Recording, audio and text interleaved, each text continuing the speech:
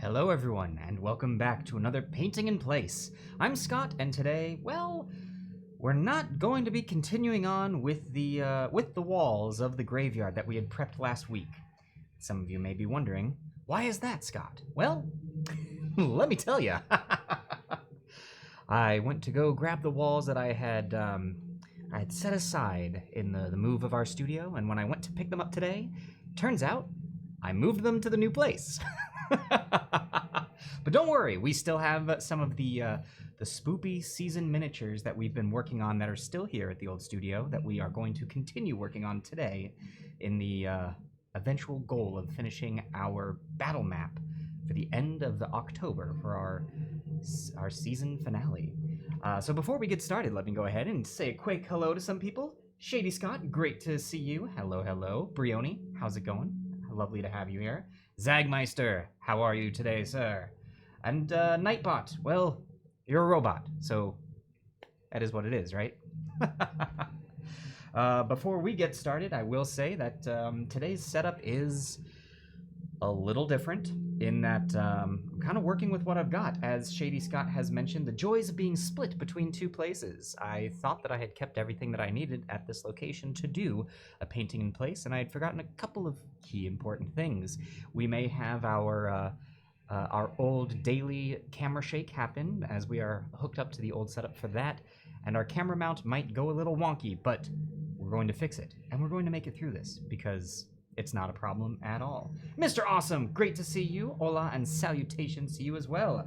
And Bun Buns, hello to you too.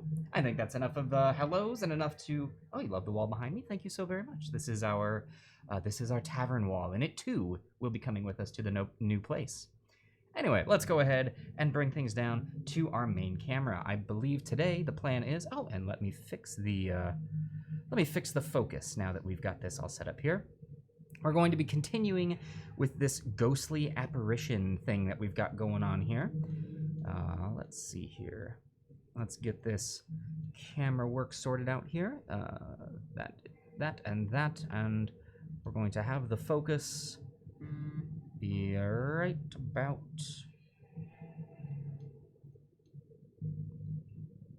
Wait for it. It's looking pretty good. Boom. Done. There we go. That'll do it. There we go. Okay. So,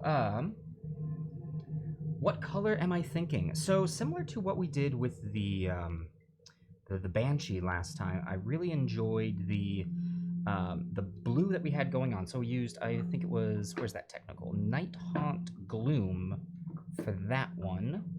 And I'm thinking what we shall use for this next one. Where are you, Nighthaunt Gloom? There we are. Yeah, so it was Nighthaunt Gloom by Citadel that we used on our last, or on the Banshee. But I'm thinking that we should change things up a little bit, and I really enjoy this Hexwraith Flame for the more ethereal, less physical form creatures. Things that are built out of like wisps and smoke. So I think we're going to use Hexwraith Flame for the main ghostly wisps and spiritual energy that's coming off, almost like a spectral fire. And we'll keep the skeletons that are in there as their bone structure. So we'll probably give them a wash to make them look like bone. And the ground, well, you know me and ground. We're gonna use Darkstone. That's the one. We're going to use Darkstone because it's the best. I love it so much. Mr. Awesome, you're here for the popcorn. Man, I could sure use some popcorn myself. That would be lovely. So, we have already done our base coat of the what were we using? The Wraithbone by Citadel. So I think all that we've really got to do to get started on this is go ahead, grab our Hexwraith Flame Technical, and get to work. How are we all doing on this fine Monday afternoon? This fine time on a Monday. How are we today?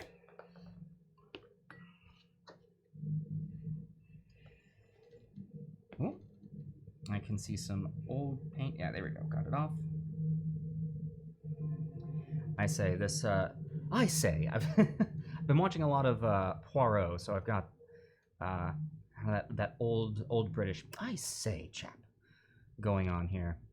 I love watching this go down. Here we go. Look at that. So cool.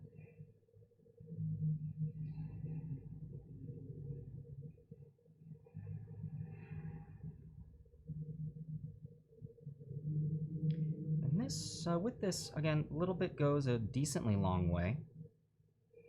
We still want that Hexwraith, or we still want that Wraithbone to peek through. It's the whole point of this technical.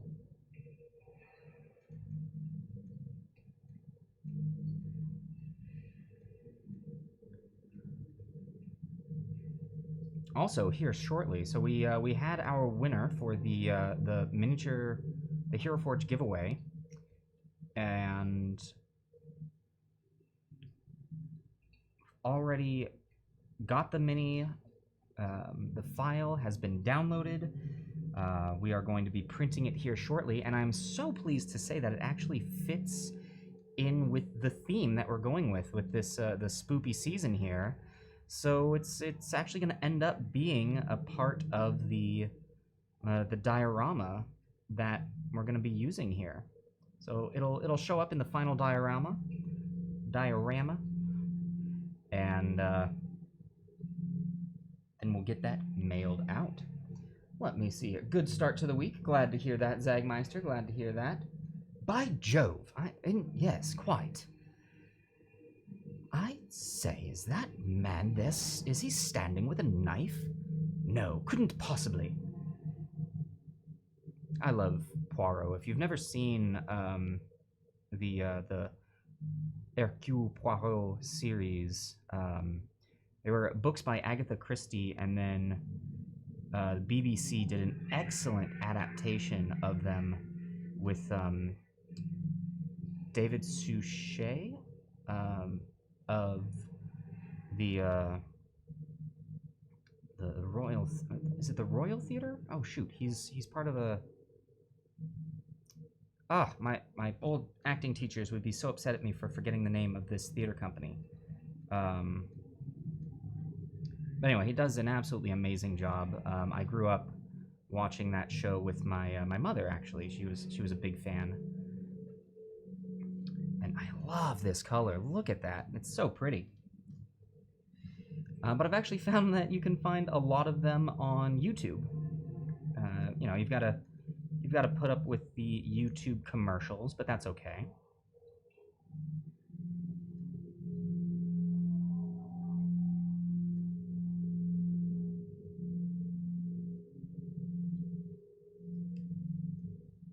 He's the same character of the Murder on the Orient Express. However, I will say the film that recently came out with oh, what's his face?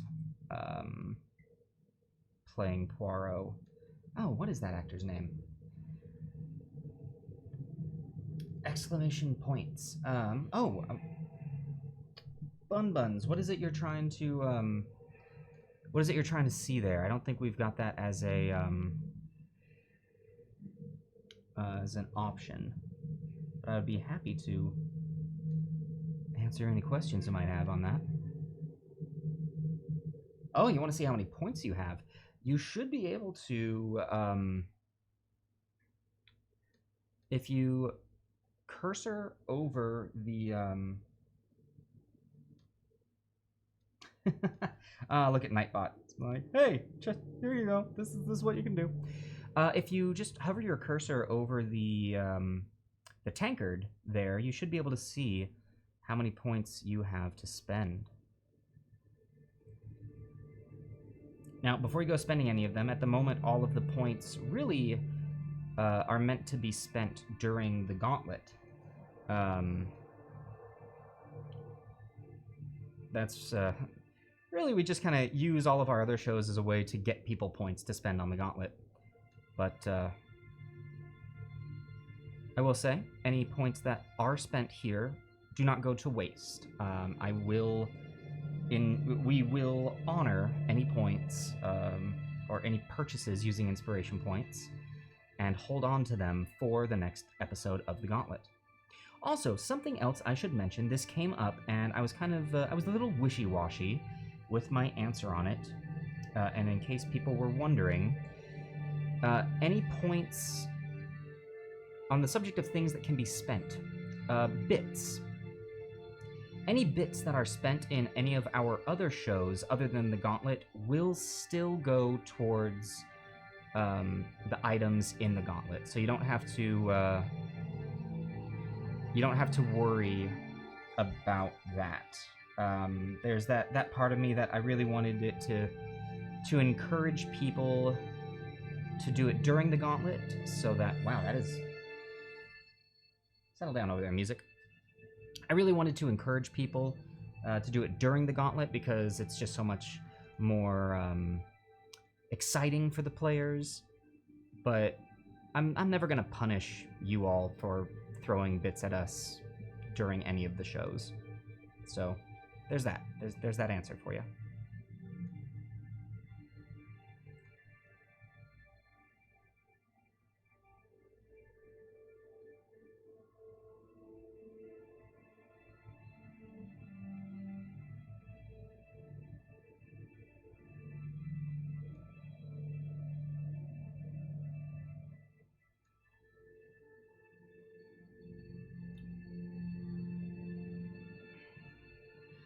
Yeah, definitely save up for the... Hey, Manic Pixie Travel, great to see you. How's it going today?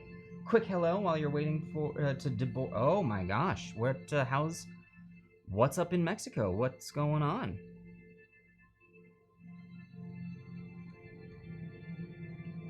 Where is your work taking you on or why is your work taking you to Mexico on this glorious adventure?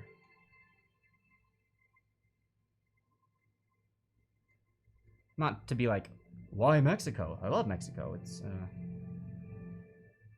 had some amazing adventures there. I'm just curious as to what your adventures might be.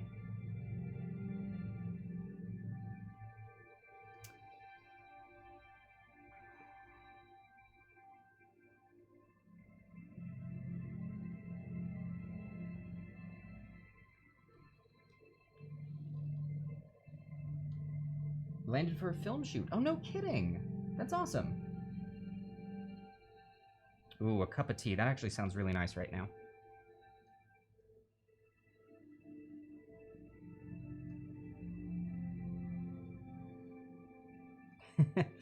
Yeah, get all of your British impersonations out now before the Gauntlet.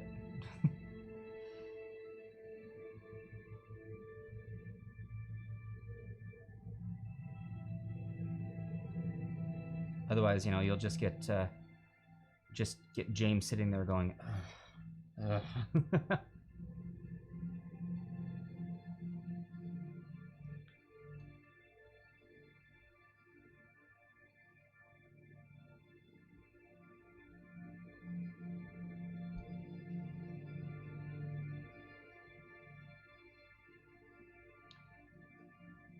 Now, I started off being a little wary of the bones as I was painting this, but I'm actually letting some of the Hexwraith flame catch on to the bones. I think that might... I don't know how that's going to look for me, but we'll see.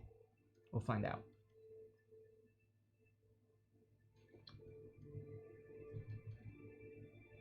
Oh, what time did you have to leave, Manic Pixie Travel?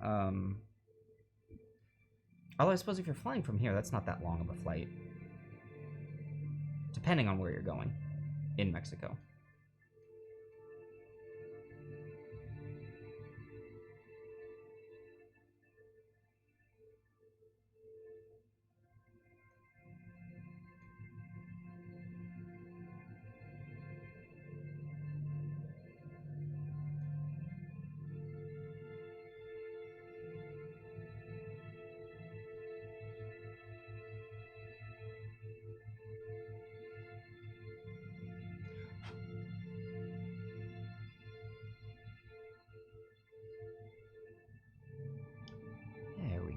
This is looking pretty spooky, pretty spooktacular. I'm loving it, loving it, loving it. Interesting in the Chaos Wheel, all players must speak with a foreign accent for 10 real-world minutes. Oh, I like that. I like that.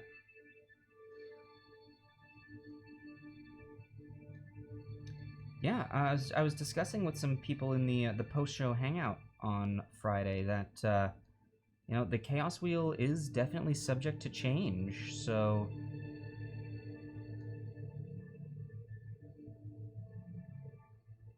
that's something that could definitely show up on it.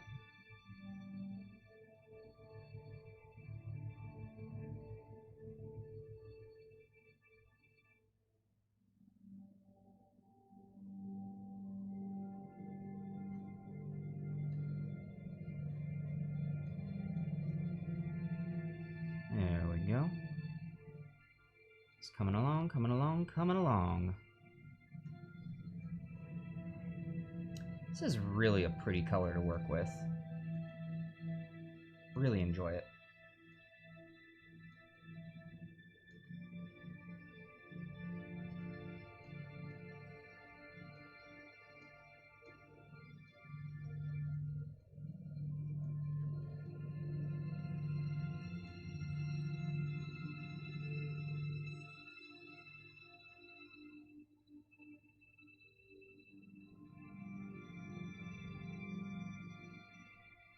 Again, part of me is wondering if I should have painted the skeletons before doing this step. Because then this Hexwraith flame could have, like, been a part of the skeletons themselves. I probably should have done that. I really probably should have. It's okay.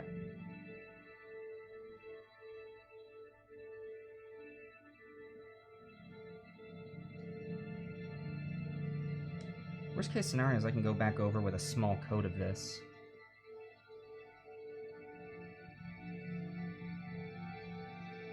And see what that does. Yeah, look at that. Now that that is on, you can really see where the skeletons actually are, because before it was really hard to pull them out from the rest of the sculpt here.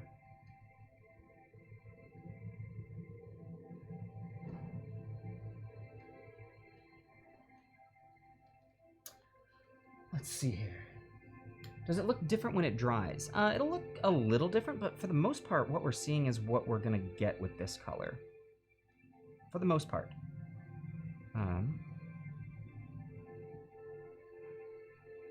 Alright, so now what I'm gonna do is, similar to what I'll do with washes, I'm just gonna go through and I'm gonna find the areas where it's really pooling up. I don't want this to be an incredibly heavy application of a color. So I'm just gonna go through, find those areas where it's pooling, and then take that and draw it to areas where there's less of it. Today's impersonation request in honor of Halloween month. Vincent Price. Shoot,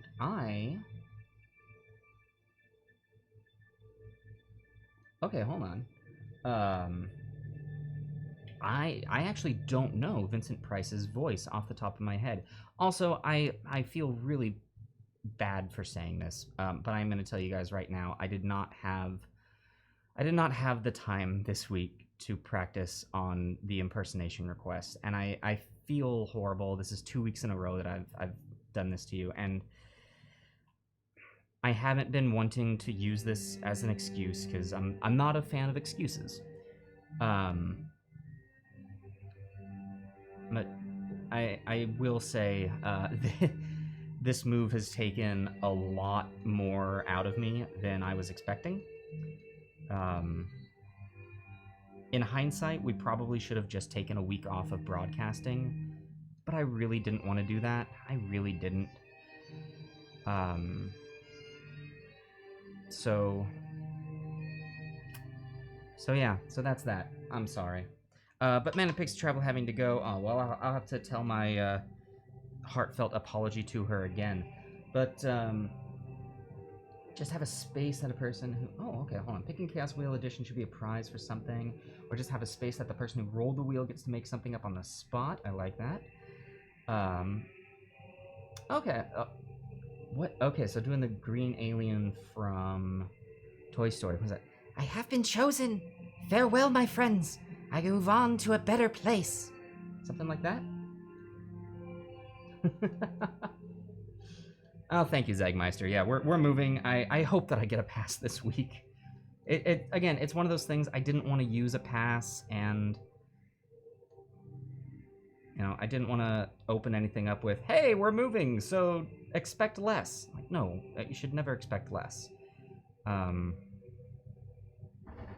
You know, sometimes it just is what it is, and I gotta deal with that.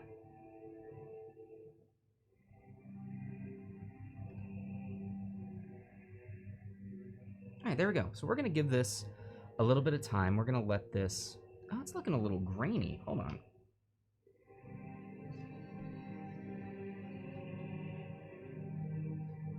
Clean my brush appropriately, and I'm gonna figure out why my camera's looking grainy. We can't have that. Are you trying to figure out the exposure? Is that what's going on?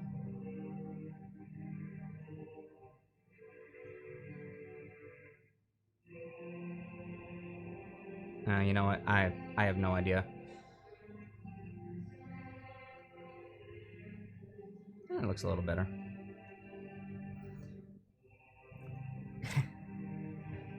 With any luck, this should be the last time that we ever have to deal with this issue.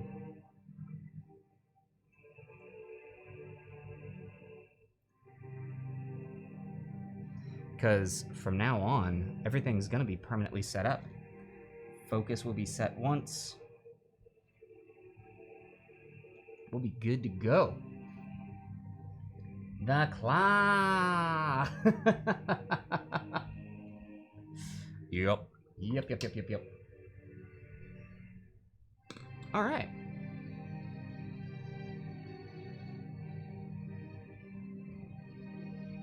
Oh, I see a little bit here as well. So we're going to put that right there. Now, normally this would be the time that I'd say, cool, now we're moving on to the next step. But this is a lot of, I've noticed that these technical paints, I usually need a little bit of extra time to dry. And so we're going to give it that time. Just going to find these little spots that needs a little more love.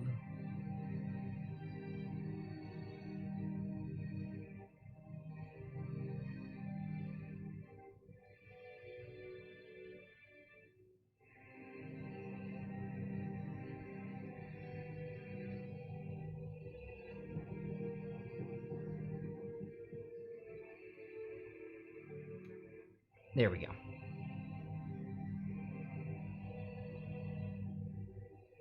Oh, a little bit more. A little bit more. Oh, and apparently on my finger as well. Yeah, that's looking good. Cool. Am I the only one at that streams or do you miss others? So that's kind of complicated. Bun. So typically, all of our streams are broadcast out of the tavern here. So really quick, actually, before I go into this, we're going to give this some time to dry. While we're letting this dry, what we're going to do is go back to these guys, these gravestones that we've been working on. We're going to finish these up, and I've got 2 more gravestones that we can work on, so we are not going to be without things to work on today. If anything, we're going to get a lot done, which is fan-freaking-tastic. So for these, we just need to hit them with some dry brushing.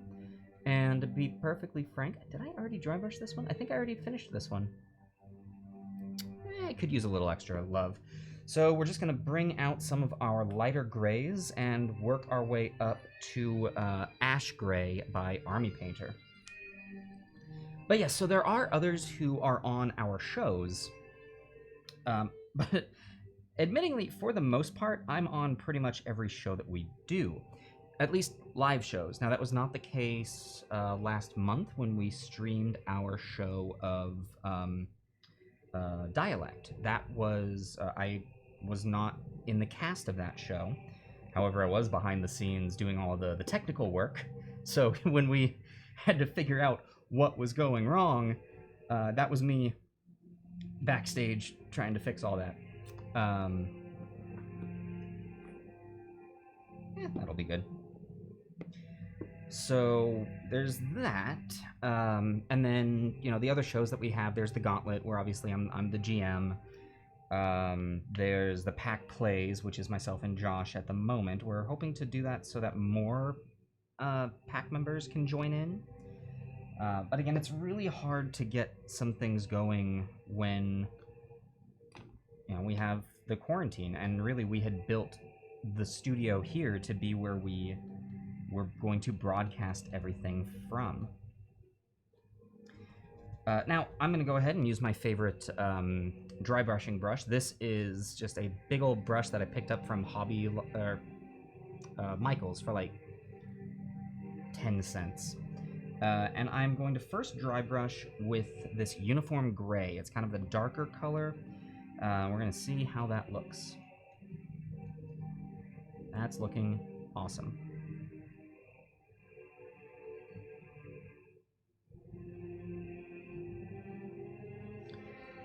What was I saying?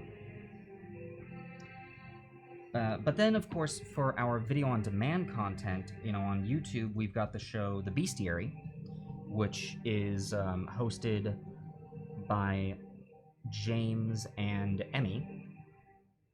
So I'm not in that at all. We have another show that's in the works that'll be coming to YouTube. I'm not 100% sure when. I know they're working on it, but it's going to be Josh and RJ. So we've got that.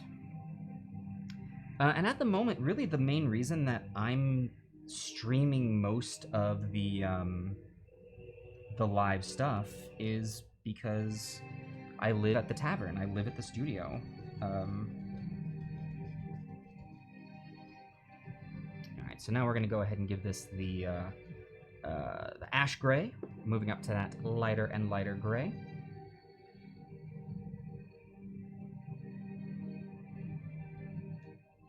That's looking great.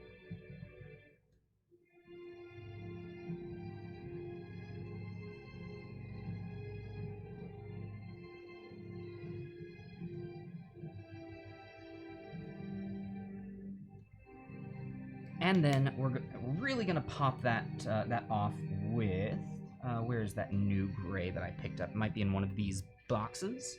Because again, I have more paint than I know what to do with.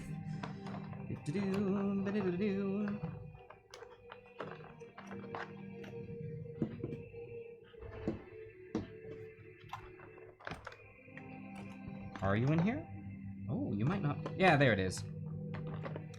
This new one, this Ghost Gray, which is a Vallejo Games color. I am a huge fan of this gray. It does some, it's got some great, it's great for gray highlights. So, big fan of that.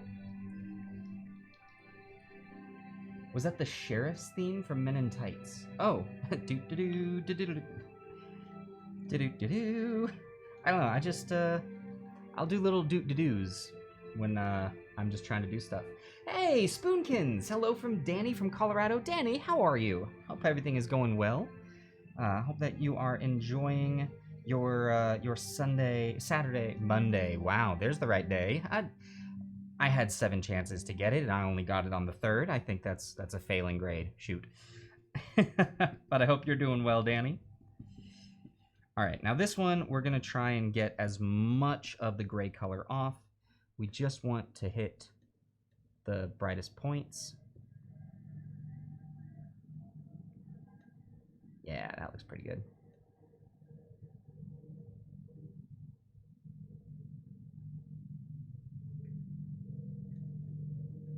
Yeah, and there we go. There's that gravestone.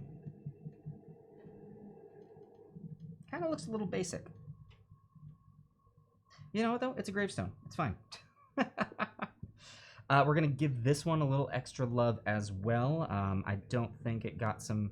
It did get some highlights, but I don't like where it got to with the highlights, so we're going to give it just this same hit with the Ghost Gray, and you can see like just what this does to it. It does some excellent coloration to the gravestone. Boom. Done. There's that one done. And let's go ahead and we're going to hit this one. I don't think I've done any dry brushing on this, so we'll go ahead and we will start with the uniform gray. So, Bun Buns, what does dry brushing do? So dry brushing is a very quick and dirty way to highlight miniatures. So the idea is, and actually, let me get this more on here so you can see what I'm doing. I've got paint on my brush, and I typically want to use a fairly stiff brush to do this. Hey, there's our daily camera shake. And you can see right now the mini looks rather basic, rather flat. It's got some shadows in there, but you could really use a little extra something. And so what dry brushing does is it brings color just to the raised areas. So it's not going to get into the nooks and crannies. So you're really going to only get paint on those raised portions. And I'm going to do this first pass on this one actually a little heavier than normal.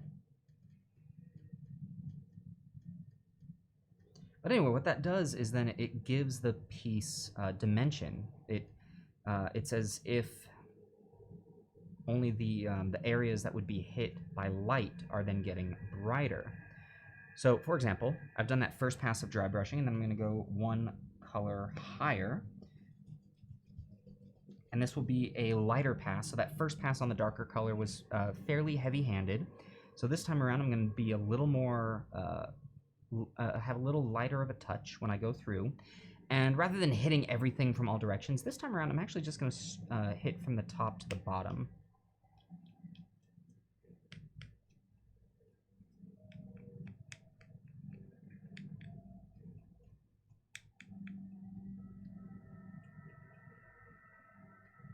There we go.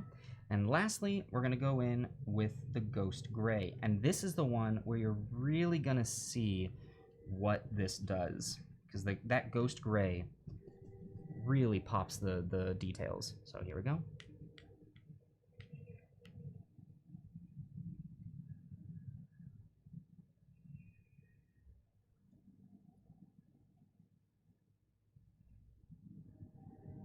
Actually, I will go side to side on this one. There we go. So it's got more dimension to it. It's a very subtle thing, but the raised edges are brighter than the sunken in edges. So it's just a very quick way that you can do highlighting. So that one's done as well. Wow, so that's 3 tombstones that we've already pretty much gotten out of the way. We've got 2 more to get to work on. So we've got, looks like Danny is having a fun day with Uncle and Auntie. Oh, good to hear, good to hear. What are you guys up to today? Are you, I mean, obviously you're hanging out here over at Painting in Place, but what else are you up to? All right, so we've got this. Actually, I'm really excited to do this one. Let's go ahead and take this one off. I'm going to go ahead and take this off of the cork. It's not technically done. I still need to seal this mini, so I will end up recorking it. However, I have a very limited number of corks at my disposal right now. And I can just use this same sticky tack. I'm just going to roll it around in my head hand a little bit. Did I have a good birthday? I did indeed, Spoonkins. Thank you so very much for asking. It was a marvelous birthday. Everyone who came and wished me a happy birthday on Friday was just... Yeah, it was great. And honestly, I was really touched and moved. So again, thank you to everyone. All right, we're just gonna plop that on. And as it goes on, I also want to make sure that the edges of the cork, or of the tack, aren't creeping up onto the sides, because I don't want it covering anything that I actually need to paint. I'm just gonna work those edges down a little bit. There we go. Bam. Oh, thank you, Bun Buns. Yeah, it was on Friday, but it was a very lovely day. Yeah, exactly. Zagmeister's got it. You were there in spirit. So what color do we want to do this one? I'm kind of thinking we throw some creepy reds in there, almost like a couple of the skulls in the back there might be like bleeding a little bit.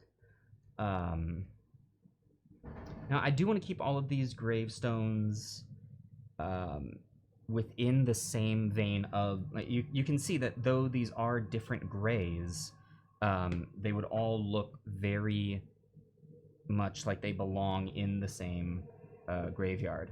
Yes, extra spoopy. So what I think I'm gonna do for this is let's use we're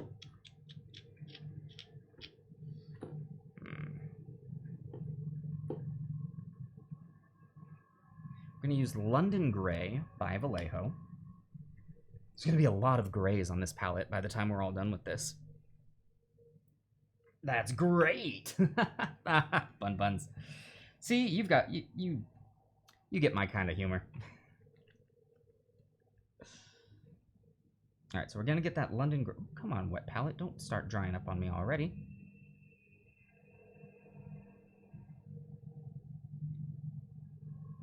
There we go. All right, so London Gray, and then I've got a red that I think is gonna look excellent with this. We are going to use Dragon Red. Some of you may remember this from when we painted the Drow Empress on her throne. This is oh, actually, wait. Yeah, this is the one we want to use. And I'm just going to put a little bit of a dot off to the side, and we're going to mix them together little by little. So I'm going to bring a little bit of this in, bring that around. So I probably don't need a lot to get this effect going. Let's bring in a little more.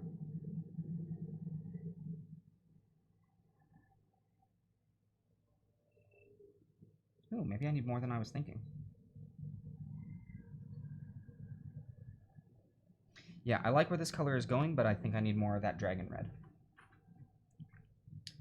Quest Magister, hello Quest, how's it going? I see you've brought the popcorn. There we go. Let's see if that does it. Hopefully that'll do it. Man, everything we're saying is just like, oh man, now I'm getting hungry, now I'm getting thirsty. Oh yeah. Oh, look at that color. Look at that color. That's very much like almost like an odd granite color. I'm liking what that did. Let's see how this looks going on. Oh, that's almost kind of like a purple. Ooh, that's very much like a purple. Didn't Bun Bun, didn't you say that you wanted this as a purple?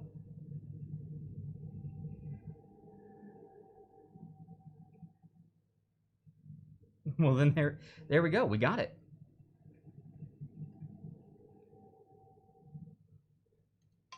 Now, this might be a little too purple as it stands. However, we're still fine because once we when we dry brush this, we're actually going to be, we're not going to dry brush it with the original color. We're going to be dry brushing it with grays. So we'll be bringing the majority of the color to being these grays, while having this kind of be the accent color hidden within. But I do still like the idea of maybe throwing a little bit of blood in there.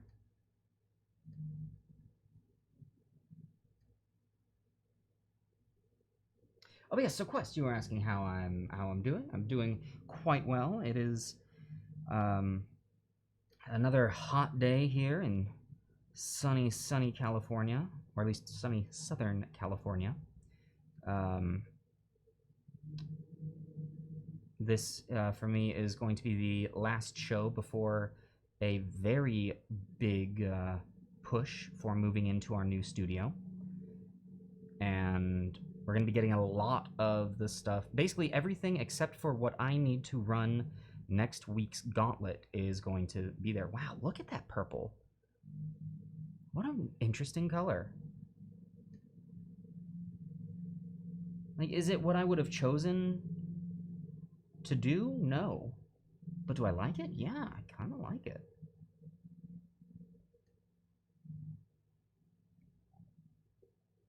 Looks like a color that an eccentric person would use when picking out a grave.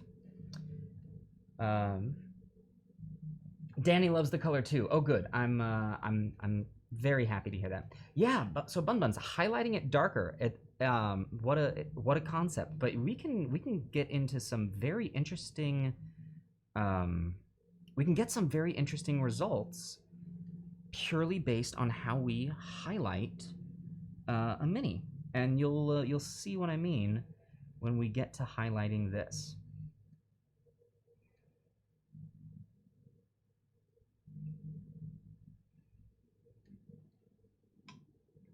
Now, I watered that down quite extensively, so it's going to need some time to dry.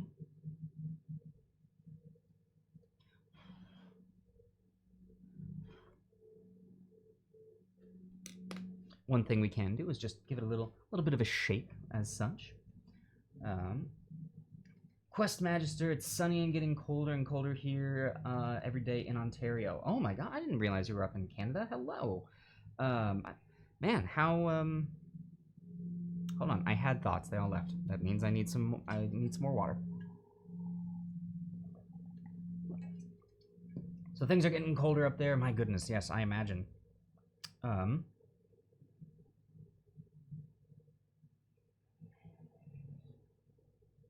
Bun Buns, you used to paint with your mom. Oh, no, no kidding. It's rainy here. Oh, wait, where? Hold on. Did you say? Rainy here. Where is here for you, Bun Buns?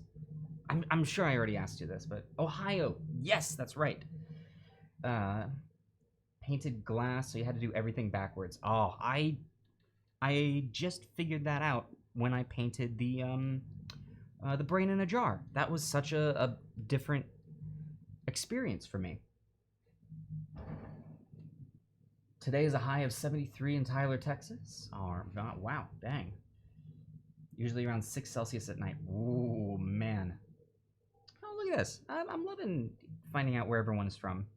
I'm a big fan of all of these different locations, and I'm sure if Manic Pixie Travel were here, she'd be geeking out on this as well. All right, so while that's drying, I've also then got the classic crossed swords over a skull. What to do? Oh, wow, and those are actually bones that it's done on there, so we can do some fun, like, detail carvings on that. What to do with this one, I'm not 100% sure. I kind of just want to use one of the colors that we've already got out. I might... Do I just make this one boring? Okay, I've got a plan. We're going to use the uniform gray as our base. I just ruined my clean water. That's okay. We're working with grays today anyway. So we're gonna start this off with uniform gray. Why? Because it's already on my palette, and I like to use what I have. I'm not frugal, I am efficient.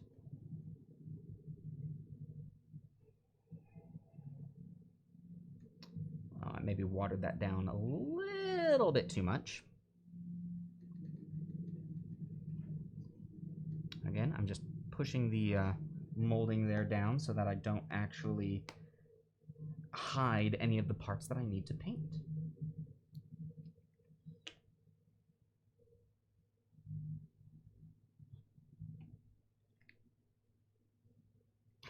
Lulu, I've got some apples. Lulu, you've got them too. Oh man, South Park. Oh, South Park. I understand they're doing a special right now.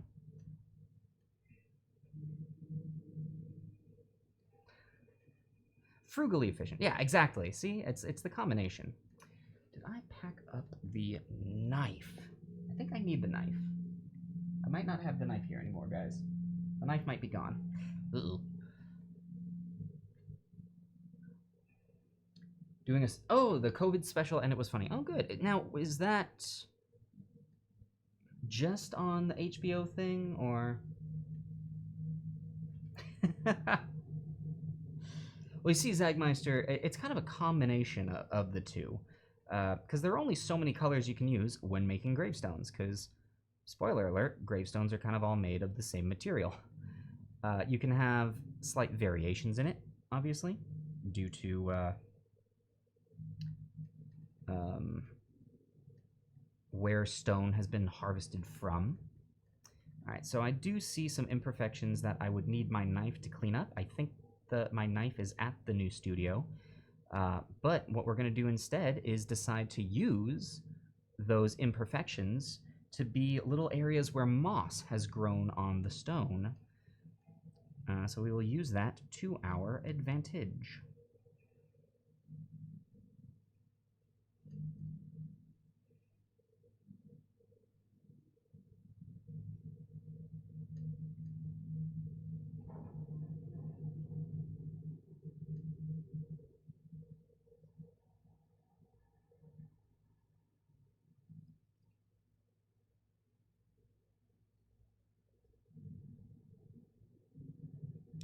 And there we go, just like that. That one is done, and we're going to go ahead and let it dry as well.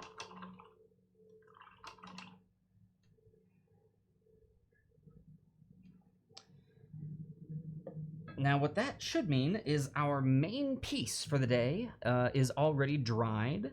Yep, yes indeed it is. And so now I'm going to go ahead and start working on its base. So, for the base, we're using Darkstone because I love it, and I use it for everything. And I think it makes an excellent color for bases. Bun's got to start work, but I'll be watching still. Aw, Bun's, thank you so much for keeping us on while you're at work. Hope that work goes well, and know that I know that you are here.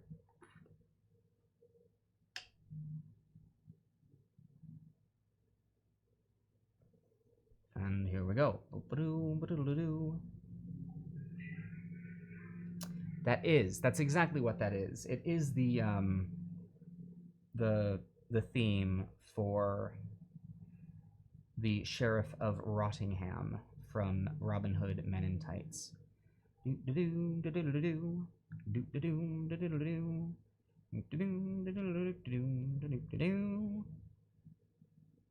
Could also be the original Superman. Bum ba bum ba ba ba bum. Bum ba bum ba ba ba bum. I think that that's what they were making fun of when they had that be his theme song.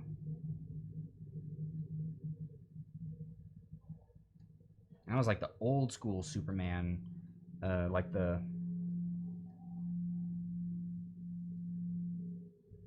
old broadcasts on TV.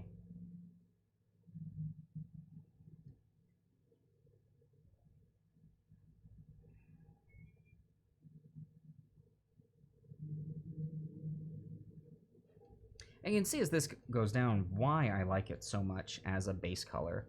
Now I'm going to put some other stuff on here to break up my own monotony of constantly using this color. But I like it as my base for bases. Compliance investigator, what ho! Indeed, how are you today, sir?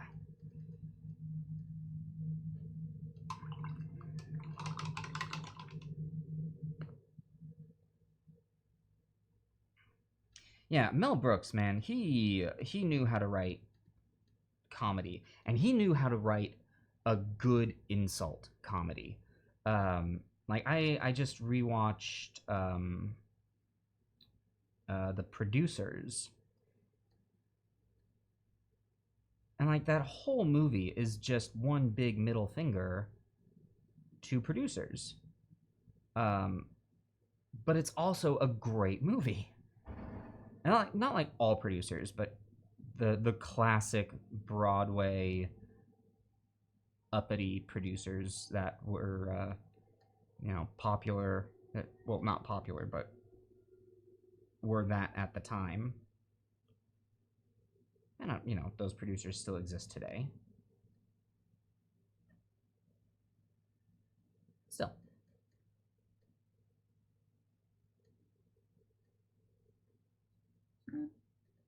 Ooh. Ah.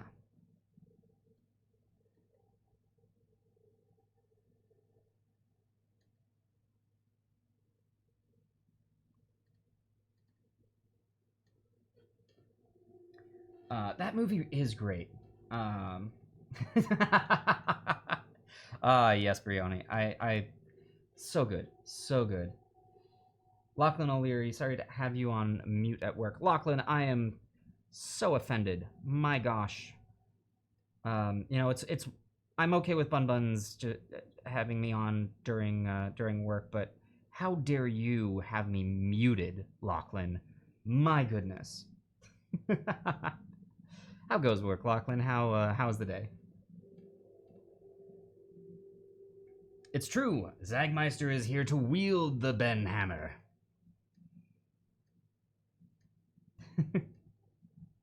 No, don't worry, Bun Bun. I'm just giving Ben crap. You're good.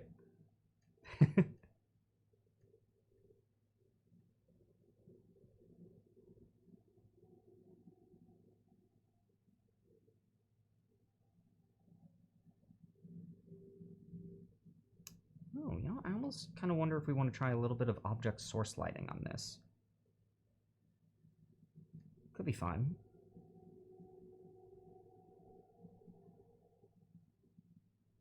I don't know. We'll see.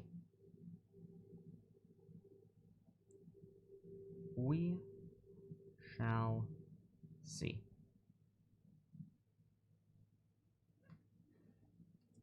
Look at that. That's already looking great. Sweet. I'm loving it. All right. I'm going to give that a little bit of time to dry. In the meantime, Lachlan O'Leary doing pretty great. Glad to hear it. Glad to hear it. Oh, Bun Buns, thank you so much. I would say that I've been. I don't know how happy I am with this one. I might give it another wash. What do you guys think? Should I give this one another wash? It looks a little bland.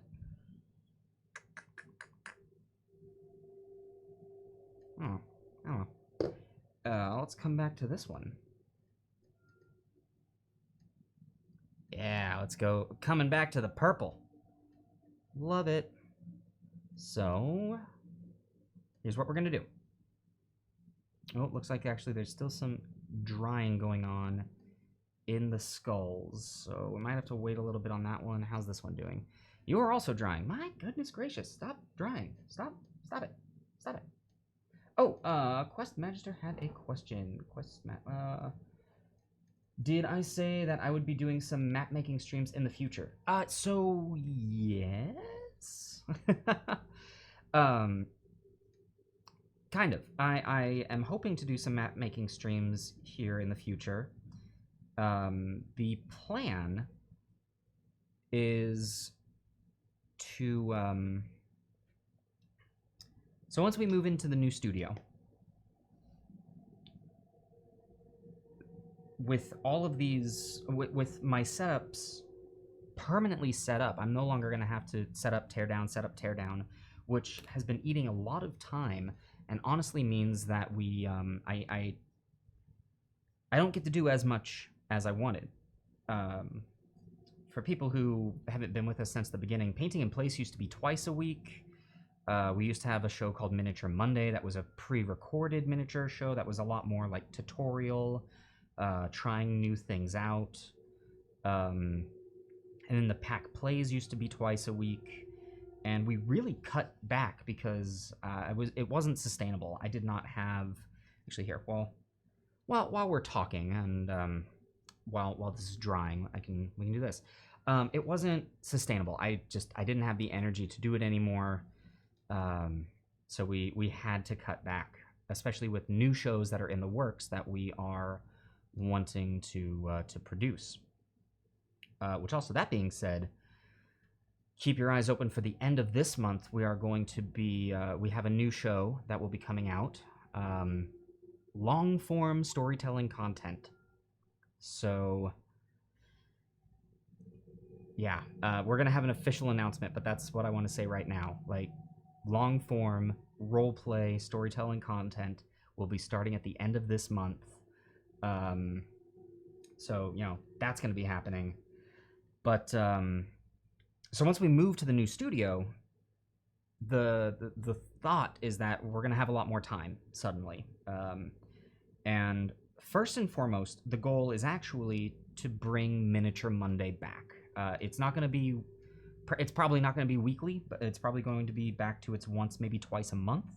But Miniature Monday will be coming back, and that's gonna be, you know, pre-recorded, like just great quality YouTube videos of painting miniatures, and they'll each have a different topic. I'm gonna do one on, you know, resin work, and there's just, yeah, so that's gonna come back, and then after I've brought that back, I'm gonna see how I'm doing and see how much time that I have.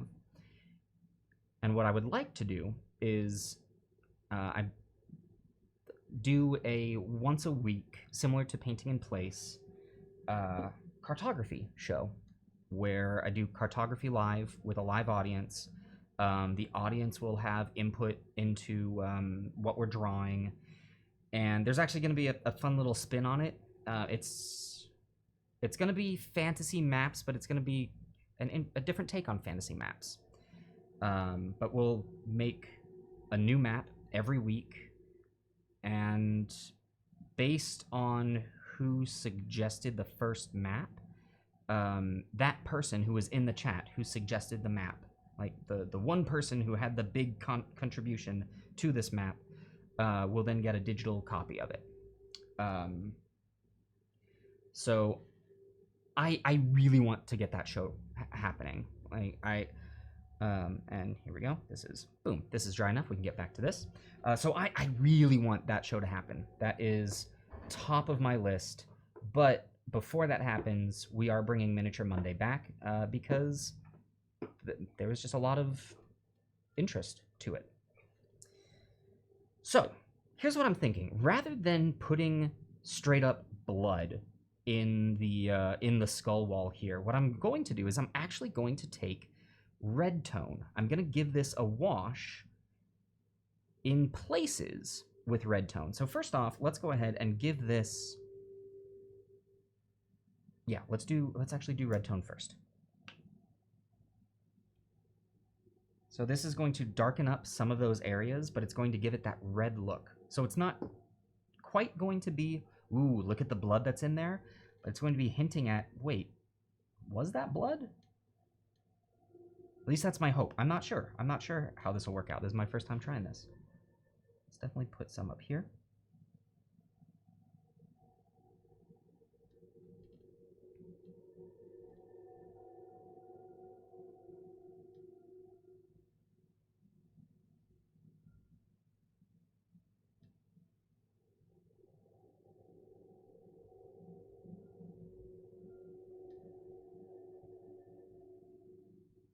There we go, like that. That's my thought. This is an experiment. I have no idea if this will come out the way that I want it to.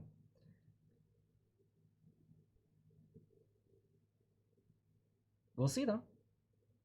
That's what this show is all about. Trying new things. Trying things out. Making mistakes. Alright, so we're going to put that there to dry. And to make sure it doesn't do exactly that, I'm just going to take some sticky tack. Boom, there we go. Stay. In the meantime, let's head back to... This guy's still drying, but we're going to get there. Mr. Awesome, when is the next Brewmaster? So Brewpub, our first... Brewpub is always the first the first Sunday of the month. So we had a... Wait, you didn't? Oh no! Mr. Awesome, so I sent a notification out both on Patreon and on Discord. Oh no, oh no! I feel really bad now, cause like, let's be honest, you're paying for the show. You should be a part of it. Let me see here.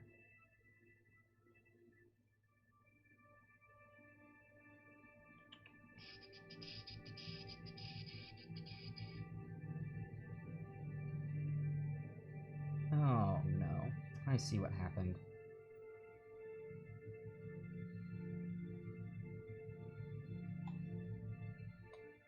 I see exactly what happened. Okay. It looks like the reason that a notification didn't happen on Discord for you. Brewmaster is a tag that will go on your name. I just put that on there. I'm actually really upset about that.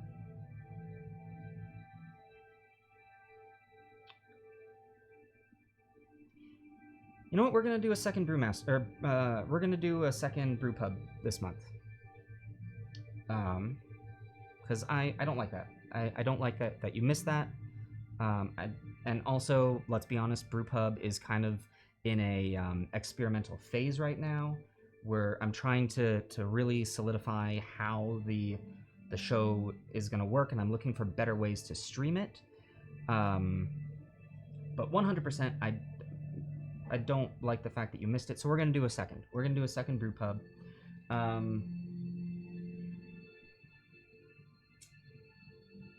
Let's do it on the third Sunday of this month. So that is, let me make sure.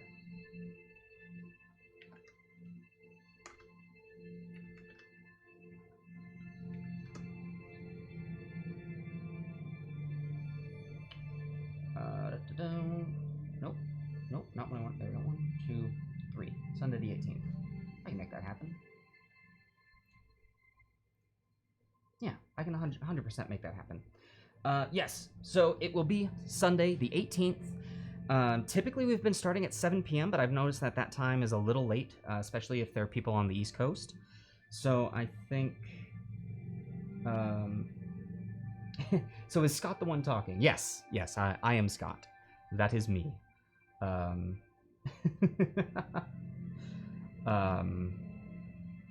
no worries. No worries at all. Yeah, so we'll do... Oh, thank you, Bun Buns. Thank you. Thank you so much. Yeah, so Mr. Awesome, we're gonna do, doing this just for you, because you're awesome and you deserve to have awesome things. It is gonna be, Sunday the 18th. We're gonna start this time at 6 p.m. instead of 7. I want to try that time slot, see how it is, and we'll, oh, you guys. And you know what, Mr. Awesome? You're here right now. We're also gonna let you choose what we're gonna homebrew. So last night we made a monster, which I'm actually really excited about. And you'll also be getting a copy of that monster once it's been finalized. We actually have someone working on some art for it right now. So what do you think, Mr. Awesome? Should we do...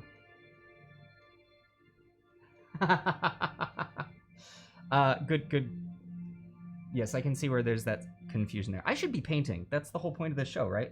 We're not in the just chatting section. We're in painting. I don't know. Maybe we'll do a just chatting here in a bit. What time is it? Yeah. All right. So we're using Agrax Earthshade to wash these because they're in a graveyard. They're going to be getting a bunch of earth on them, and I like what it does. So if you sent a friend request to the Adventurers pack, you know, your friend requesting the Adventurers pack, I am a different person on Discord. Now, I will also say, typically, I do not accept friend requests from people on Discord. Now, the reason for that is I only accept friend requests from people that I have met outside of the Adventurers pack. So when we started AP, we actually had to have a sit down and make sure that we... It's how what am I trying to... What are the words that I'm trying to find? Hold on, they're all leaving me. It's one of those things that it's an internet safety thing. And rather than it being a, hey, everyone at the Adventurers pack can decide for themselves who they want to accept friend requests from or who they don't want to be accepted friend requests from. We just kind of did it as a blanket rule for all of us, for everyone's safety, that we don't accept friend requests unless we know them outside of the AP community. Now you can, at us in the AP chat. It's not that I'm trying to be less reachable. Again, it's just a precaution that we have to take these days, because as the internet is both a wonderful place and also a horrible place, and though we are building an open and welcoming community, we also need to take those precautions. So same sort of thing. Typically, I won't do like long DM conversations. Direct message conversations. This is when the internet switched over. Like, we're gonna call direct messages DMs. I was like, wait, hold on. That means something very different for me. What? Anyway. Like, I'll message people. I messaged the winner of our giveaway, but I won't do elongated messages there. I try and keep my personal Discord and my professional Discord separate and all that. Anyway, that's that. Yeah, thank you, Zagmaster. Yeah, it's a choice that we definitely had to make, and one of those things that better to take those precautions now than to realize you should have taken those precautions later. Alright, now, I'm going to come back to this. There's still some areas on the base that are slightly transparent. You can see a little bit of it right there. So I'm just going to go through and give it, in those areas, a second coat of the Darkstone.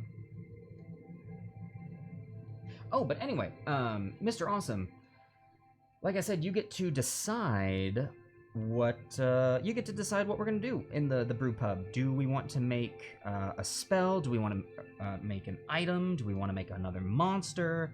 Do we want to draw another world map? These are the joys that you get of being a brewmaster. You get to have direct input as to what we are going to be making.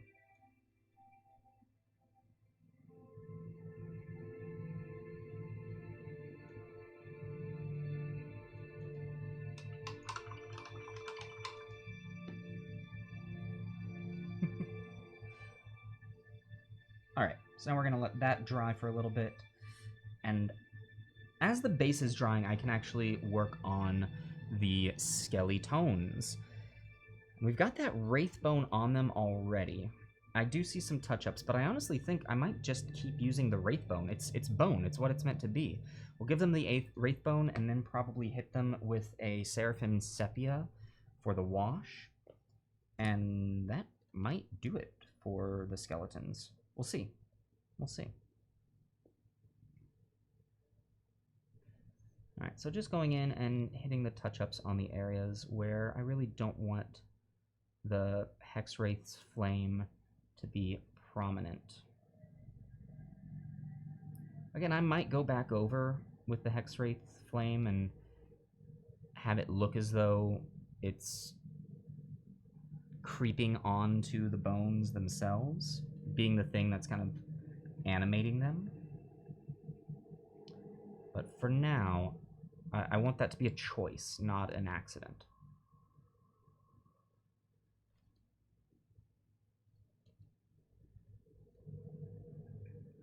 Oh, there's another daily camera shake. I realized with all these camera shakes, and then that some of you may recall the epic of the tavern having to have its the ceiling repaired. Turns out it's not very stable up there. Those camera shakes are happening because our upstairs neighbors are walking, not jumping, not moving heavy machinery, walking. So the tavern is moving at a very opportune time.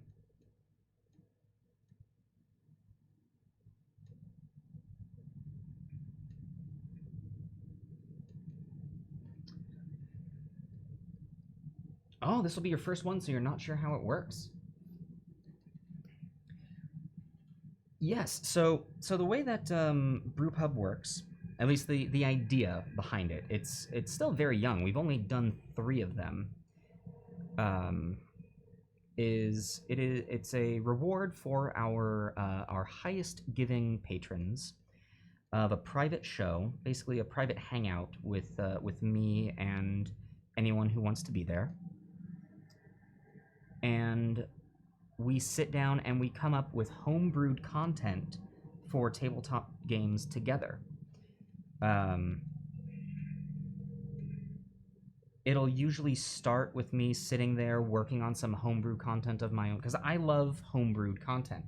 I love... Hey, Kidson, how's it going? How are you doing today?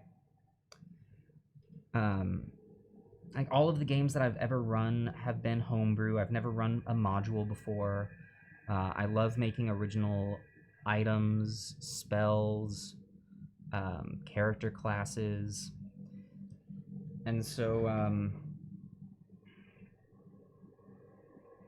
my gosh, this paint is... It's probably seen better days.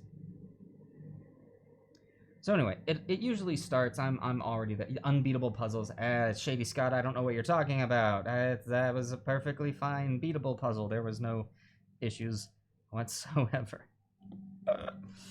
Yes, I also make mistakes. Sometimes mistakes that end with me giving my players an unsolvable puzzle that they try and solve for like 3 hours before any of us realizing that it can't actually be solved. Not my proudest moment, but one of my favorite, like, stories now from my table.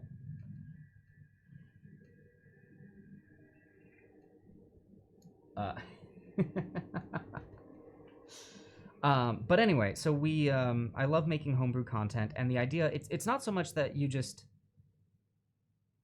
sit and watch me make something and go, ah, that was cool. The idea is that we're actually making it together. So I'll say, like, all right, what do we want to make? And you can decide, hey, let's make a spell today. I'll say, cool. What do we want this spell to do? Like, do we want this to be something combat related? Do we want this to be something that might be used out of combat, and like more of a storytelling device? And then once we decide on that, like, you all can say, maybe you say, oh, like, let's come up with something that can create a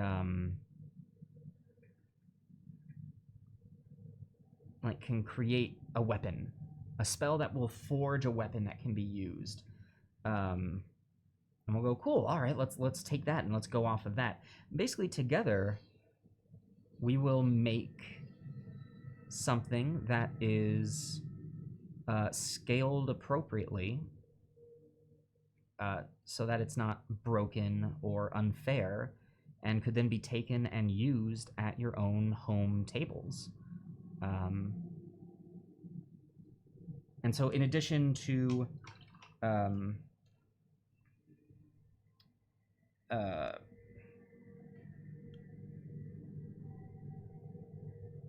words. In addition to building it with me, everyone who is a brewmaster will get direct access and downloadable copies of everything that is created. And also, I will be providing you guys with digital copies of my own homebrewed material as well.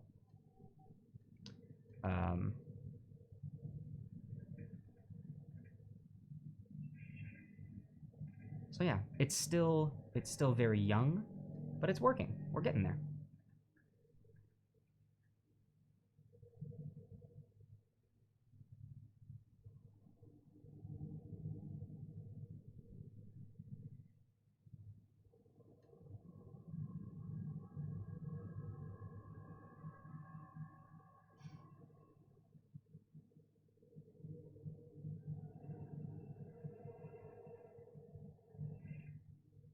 And eventually, I know Patreon actually gives me the option to stream content. So right now, it's only being done through Discord. It's like a Discord private hangout. But eventually, I'll be able to actually just do it on Patreon. And then it'll also be there forever. So if you miss it, you can still go back and watch it. So yeah. Prepping for your next game? Ooh, like a binding spell. See, exactly. We could come up with a binding spell. I like it.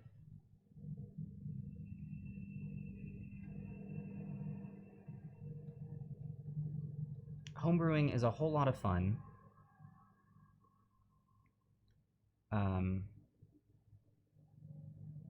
But there's definitely a process to it to make sure that it is appropriate for the table. And I don't mean like, oh, that's inappropriate. I mean, is it game breaking? Is it yeah, is it broken?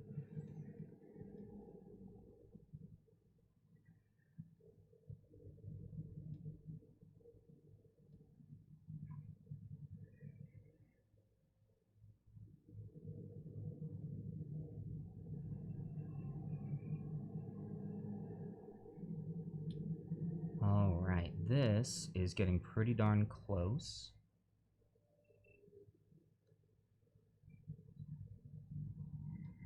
There we go. Any of the monsters I create going to end up in the labyrinth? Maybe. Yes, I will very likely be putting my own homebrewed creations in the labyrinth. Because why not?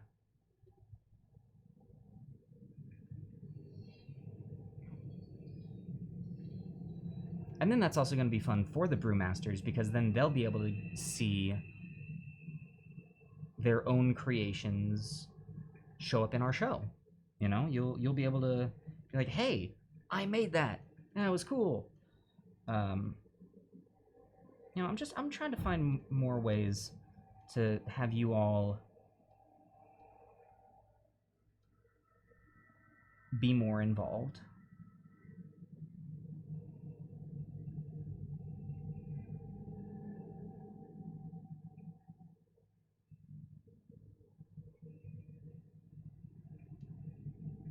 Ooh, there we go. There we go. It's looking good. It's looking great.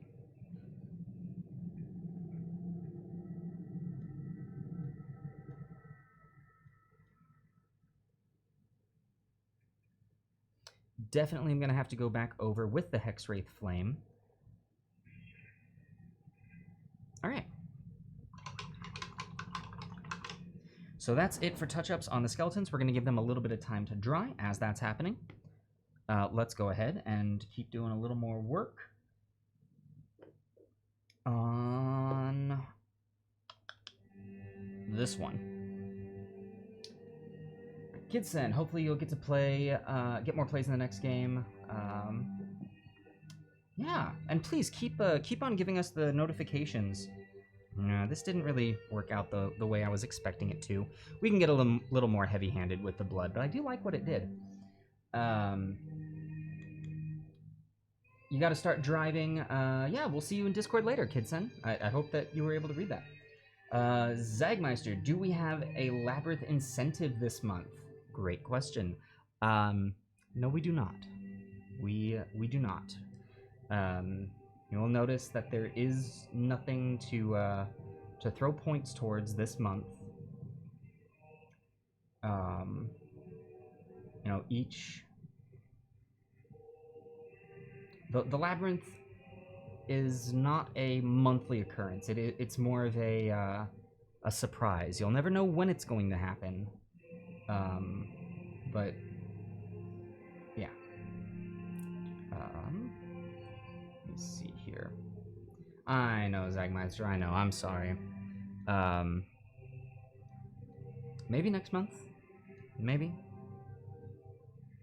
I don't want it to be something that people, you know, expect. Like, aha, this is definitely going to be a thing. Also, I want to make sure that I give the audience enough time to save up the points, you know? It's very important.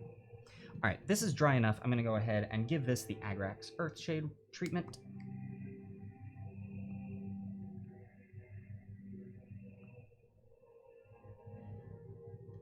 It's true. With CR2, things are going to be very interesting for the foreseeable future. They got a long road ahead of them.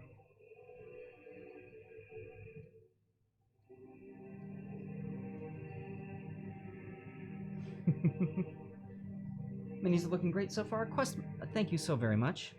Yeah, I'm really liking how these are turning out. Also, I love working on just small pieces like these. Little terrain bits, little pieces of scenery. I know some people refer to them as scatter terrain. And you know, there's some stuff that I refer to as scatter terrain, but then other pieces I'm like, no, this is a whole piece of scenery. Like, to me, I see barrels, boxes, rocks, things like that as scatter terrain. But things like this gravestone, I see more of... Scatter terrain to me sounds like you just threw it there. You didn't... You could put it just any old anywhere. And I suppose gravestones could kind of fit that vibe. You can just put them any old anywhere, as long as it's in a graveyard, hopefully. Oh, yeah.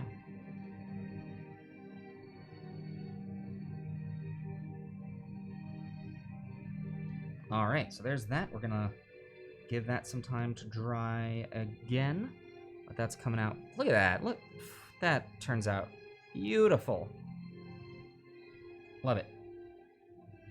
So we'll set that one aside, and this guy is looking pretty well done.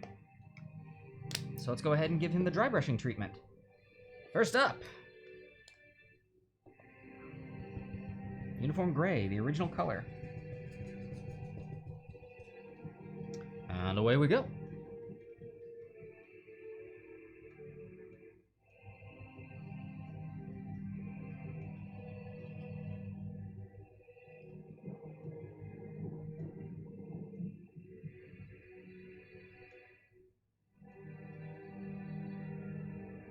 Doesn't really do a whole lot, but that's kind of the point.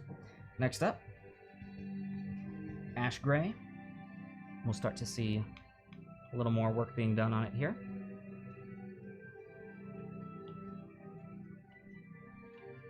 Yep, there we go.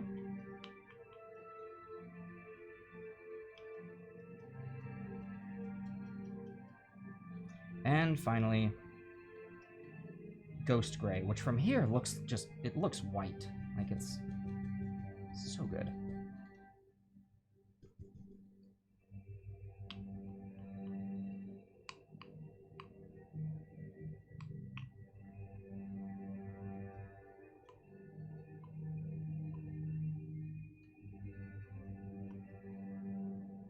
There it goes. Boom. Nice and easy on that. But this is the one that we've got that little bit of moss on it that needs some attention. Do I have a technical for that? I don't think I do. So I think what I'm going to have to do is just end up painting it green.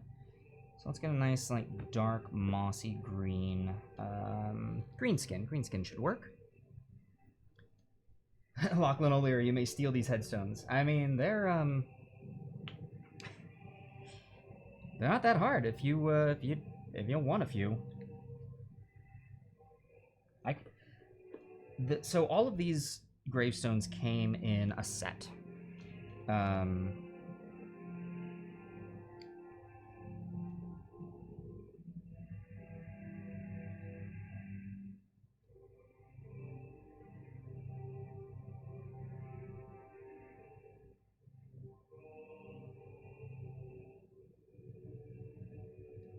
Perfect. There's that little bit there to give the hint of some moss. Gonna put some up here as well. No, actually, we don't need any up there. We do need some right here.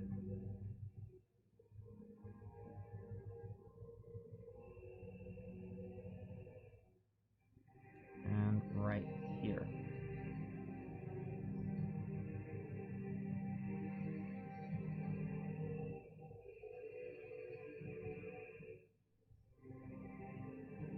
Nice.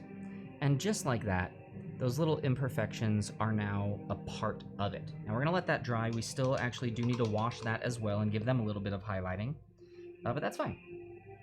But anyway, all of these tombstones came in the same kit from Reaper, and they're not that expensive. I think it was probably around like $5 for all of them, and I mean, I've been painting them in the spare time in between the other models that we've been working on here for the spoopy season. So if I was just painting the tombstones, we could probably get them done, all of them, I'd say, in an hour, maybe an hour and a half, start to finish, all of them. So, yeah. If anyone needs any tombstones for their setting, I'm more than happy to make some for you. Let's see here. So that's dry. We're gonna give them the Seraphim Sepia. Again, this is from Citadel. Citadel is kind of my preferred company for washes. I really enjoy.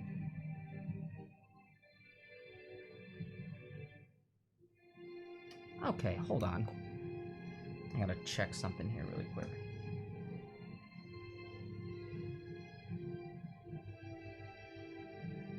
Alright, that's what I thought. For some reason, my heads-up display is telling me that all of everything was still saying that we were doing the packed plays. I'm like, wait, no, I changed it. Don't you tell me that.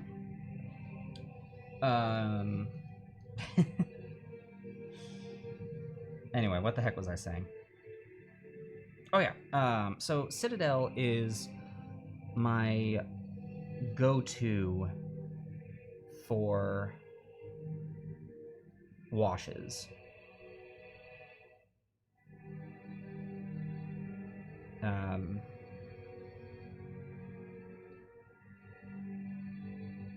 These days, I think Reaper might be my go-to for paint.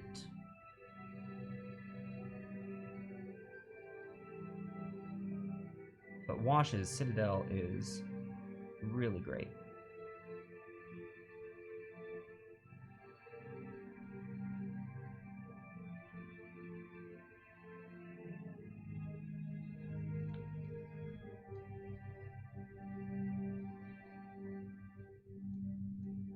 Now this trick that I'm doing with the Seraphim Sepia and just washing on top of the clean look of the Wraithbone is really great for aged bones. You know, if you had a full skeleton army, you could do them very quickly with a with this trick. So in fact, Citadel makes a spray can of Wraithbone. So you could just base your skeleton in that, and then just give it a quick wash, and boom, you're done. Yeah, you can see that they're starting to look aged and old. But I don't want that too much the case, because they're being reanimated by magic.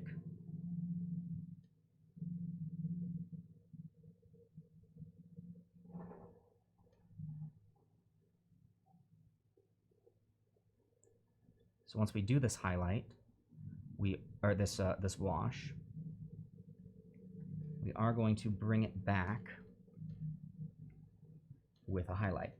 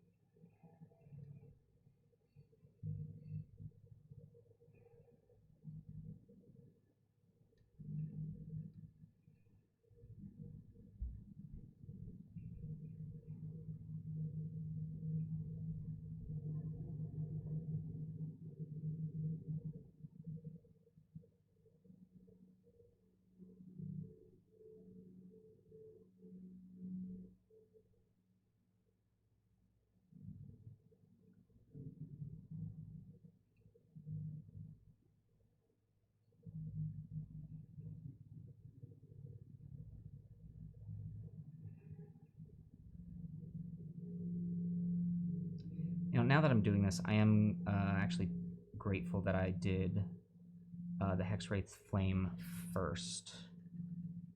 This would have been tedious, not being able to see exactly what was bone and what wasn't.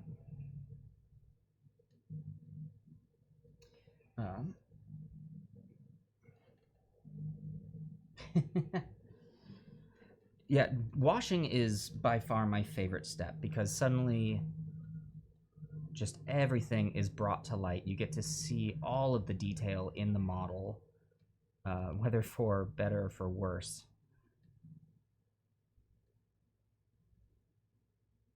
It's just so cool.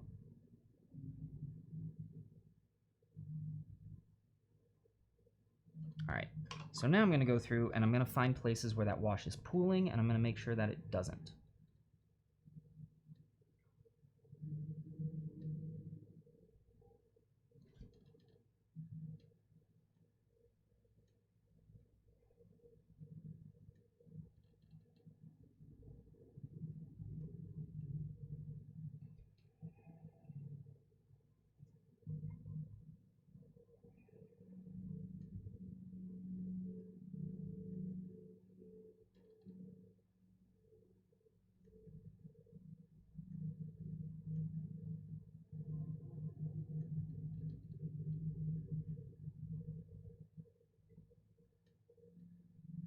I'm definitely seeing places that I need to touch up with the Hexwraith's Flame. So this is good.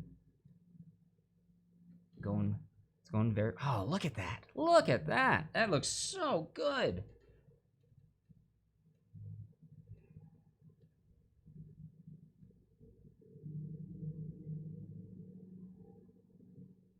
I'm sure I sound very, like, egotistical there.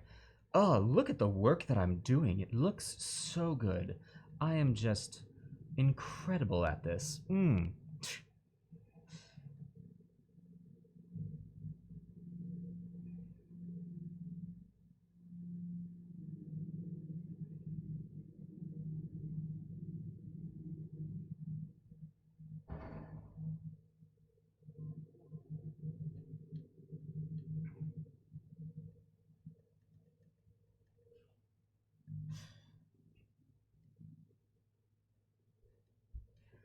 Now, Mr. Awesome, this skill, I promise you, it looks so much harder than it actually is. I didn't get into miniature painting for a very long time because I was like, look at the work that these people are doing. I can't do that.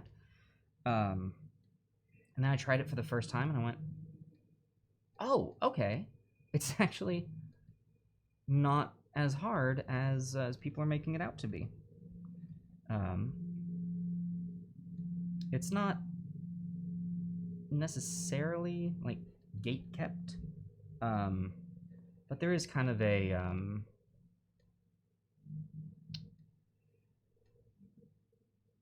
expectation that is put upon it that, like, oh, you're a miniature painter. Oh, it's incredible work. Like, the way I look at this, I've never been good at painting. I've never been good at, like, taking what's in here and putting it on paper or canvas or anything. But this, to me, when the thing is already done, it's very much like painting by numbers. You know, I've got the outlines of everything. It's a coloring book. I've got the outline. Now I just gotta decide what colors I want to put in. So it is. It's a three-dimensional coloring book. That's all that miniature painting is.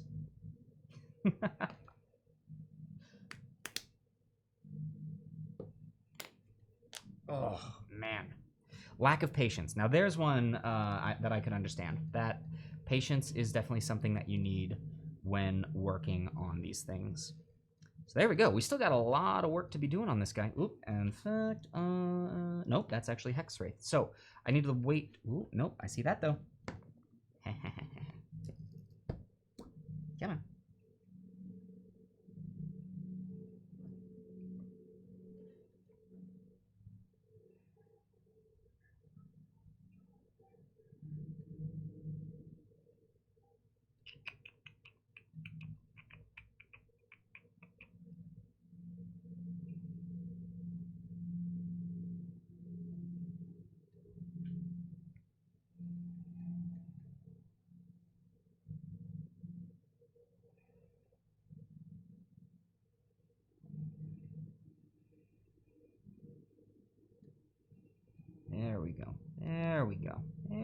we go. We're getting it. We're getting it.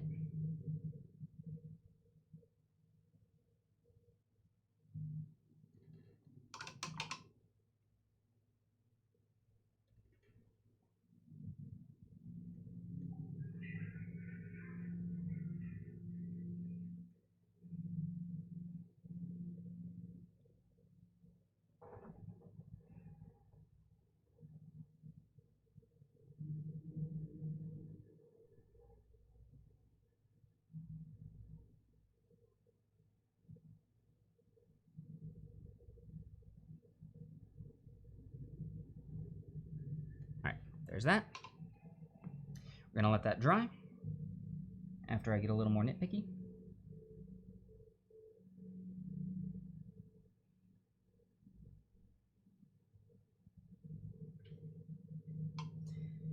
And while it's drying, we're gonna come back to our gravestones.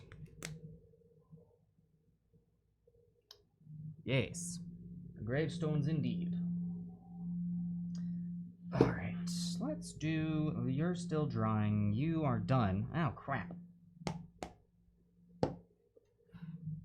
I think I'm gonna give this another wash. I don't like it. I don't like it as it is. Let's try one of my older washes, something I haven't used in a long time. We're gonna... Ooh, I know what we're gonna do. We're gonna use Army Painter's Strong Tone. This is a really dark wash. Where are you at? Strong Tone. Here we go. Wait, Strong Tone? Dark Tone? Dark Tone. There we go. This is a super dark wash. Oh, thank you. Thank you very much. I probably should.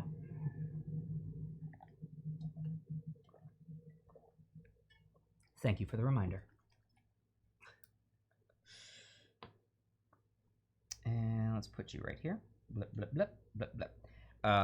This, I might say, is darker than Nuln Oil, which you all know how good Nuln Oil is. There we go. Bourgeois, look at that.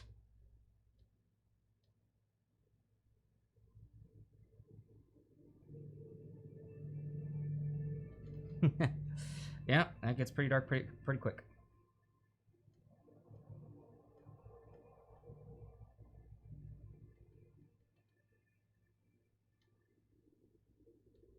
So we're going to do this, and we're going to do Earth Tone. We're going to do both.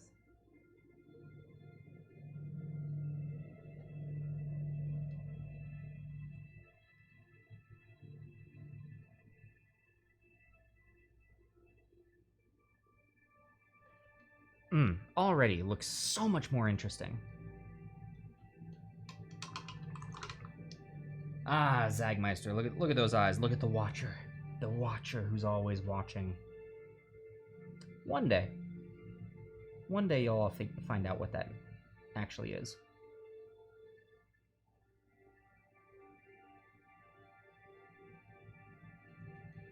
Hell, there are people at my table who still don't know what that is.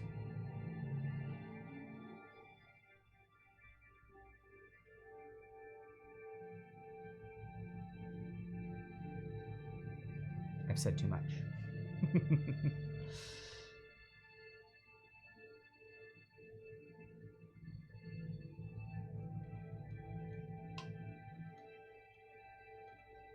All right, so like I said, we went pretty heavy-handed with the dark tone. God, that looks so good. I might not even give it an earth shade after this. That looks really freaking good.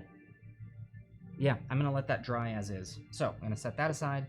How are you doing? How are you? How are you? Are you still wet? Let's find out.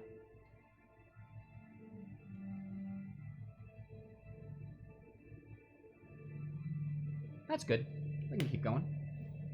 I'm gonna give this again shaky, shaky, shake to wash it or to dry it off, and onto the making this look like actual stone. Because right now that is pretty purple. That's pretty darn purple. So what we're gonna do?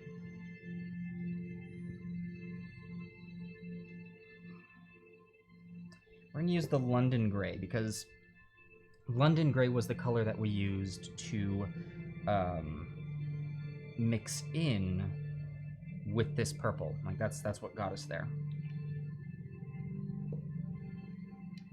And we're gonna use a dry brush.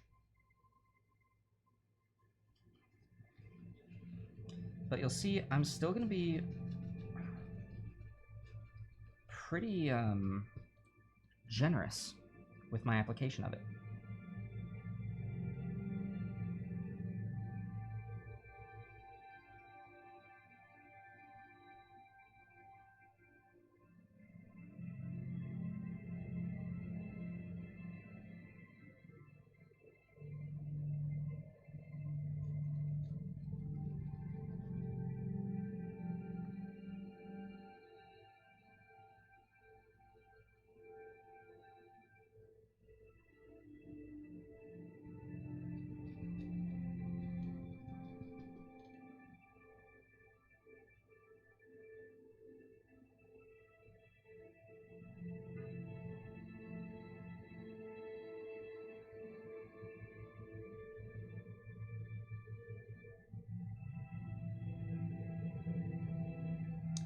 This one might end up being my favorite one yet.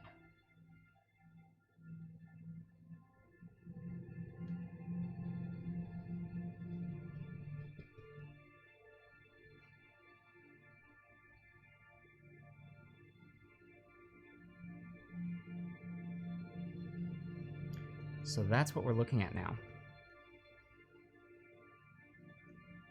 You can see the hints of that purple coming through. Hey, Oddfawn, great to see you. How are you? Oh my gosh. You are not late. You are exactly on time. You got here precisely when you meant to. So even though we did lose a lot of the purple in this, it's not there entirely, and we just wanted it to be like a hint in there. I'm really, really liking what this is looking like. Okay. Oddfawn, you've been doing the panic. What's going on with the panic? All right. Next up, we are going to move upwards to the ash gray, and this one is going to be much lighter application. A much lighter application than what we were doing. Oh, Quest, having to say goodbye. Quest, if you're still there, if you're still hearing me, so you're so very welcome. It's always great to see you. I hope that you have a great rest of your day, and we will see you next time. Apparently now you have a date on Thursday, and help! My gosh, Oddfawn. Okay. All hands on deck. What help do you need? Fashion advice? I can't do much there. That's what my stylist is for. I don't have a stylist. How do you interact with fellow humans? It's been a long time. History Professor Dave, hello to you as well. You are also not late. You just got here with Oddfawn, so it's perfectly fine. And Oddfawn, it has been a very long time since I've interacted with my fellow... I mean, I get to interact with you all. But boy, it's been a while since I've interacted with people in person.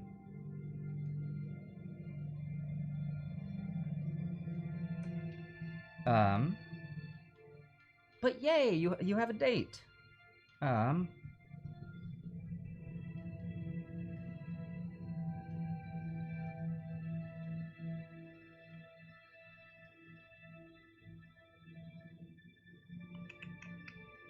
There we go. All right, and now we're gonna move into the ghost white or ghost gray.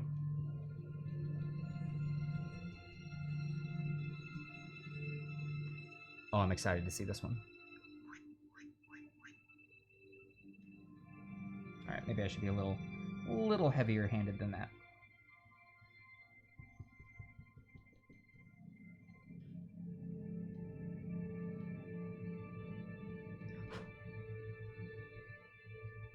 What are you? you're a little fuzzy. You're a little fuzzy. Get off of my mini, fuzzy.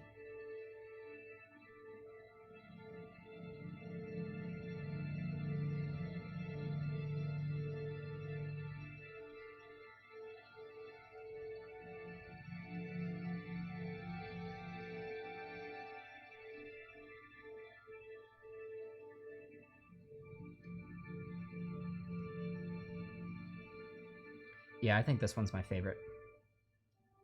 There we go.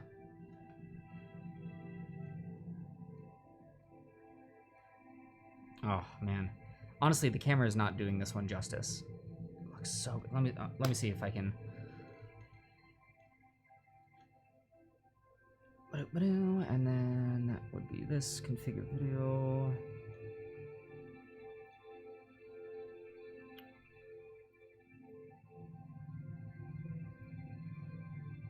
There we go. Look at that.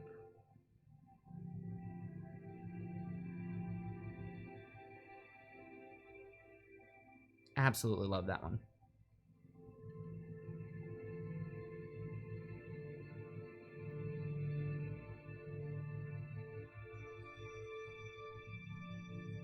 Uh-oh. Now I gotta get my focus back. There we go. There it is.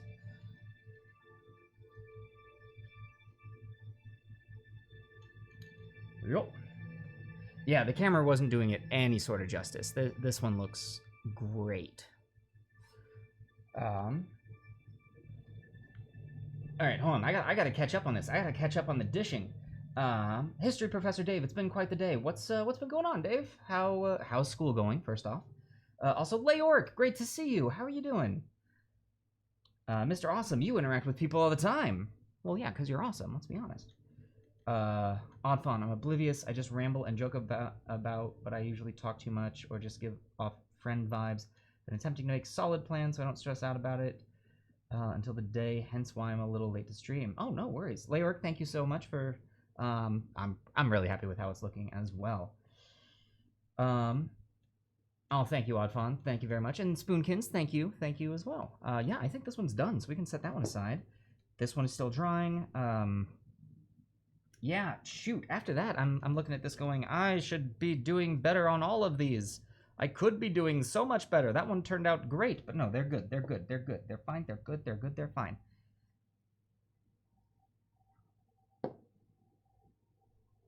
Anyway, as I was saying,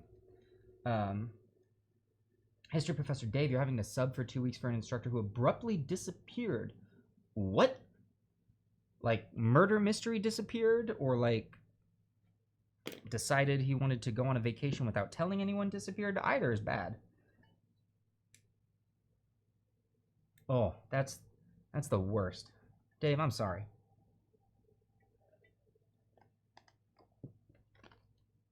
Also, Oddthon, best advice that I can give you, and actually, wholeheartedly, best advice that I can give you, be you. Be yourself. If you are being yourself and the date goes well, well then, yeah, that's best case scenario. So make those jokes. Talk all the time. Talk as much as you want to talk. Sure, things are going to be stressful and awkward on the first bit, because let's be honest, it's a date. They're always stressful and awkward the first couple times around. But as long as you're you, if they still stick around, then good job. You found a good one.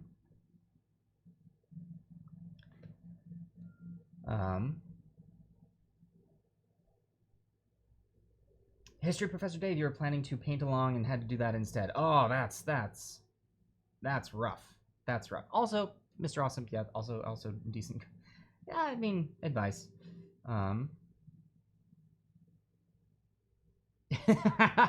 Social distancing, exactly. All right, I think we're ready to hit back in with some Hexwraith's Flame on those touch-ups. So let's do it. Where did I put it away? No, I put it right here. No one can get past the 1 meter rule. There you go. So Yeah, what? Because I'm kind of with you, Oddfawn. I'm a big fan of making plans. Um, dates that are like, hey, what do you want to do? I don't know. We'll just hang out. Well, hold on. No, scheduled hangout time, scheduled friendship time. Let's figure this out. So plans are always nice, and also plans are a great way to figure out, if you propose a plan, like, hey, let's do this, and it's something that you really enjoy. Like, I don't really like that. Well, then you've already found something out right then and there. But yeah, dating during social distancing, that's got to be hell. What do you have any plans? Like what are your thoughts? If you don't mind me asking. If you don't want to share, that's also totally fine.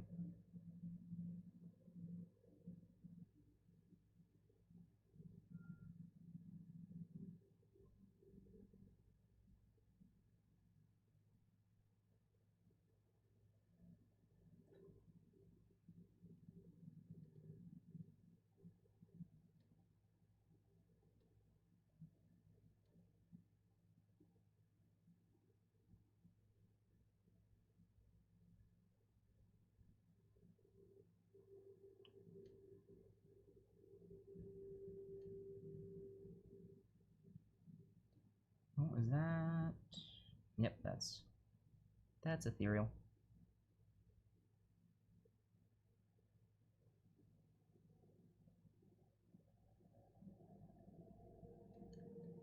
Now, as soon as I've asked you that question, I'm gonna clearly stop looking at the screen and focus in on this stuff. So, haha. But I do honestly care, so I'll look up here in a second.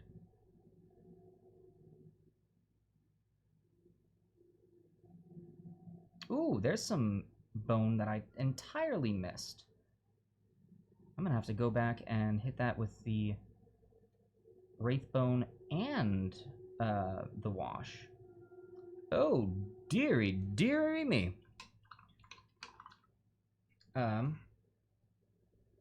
Drinks and some pizza. Yeah, that is that. It is so hard to go wrong with drinks and some pizza for a first date. Like, I think that is some common ground that almost everyone can get behind. Drinks and a pizza. Heck, I want that now.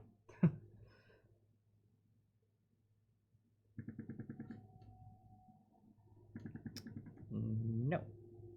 I am streaming. You can call me later.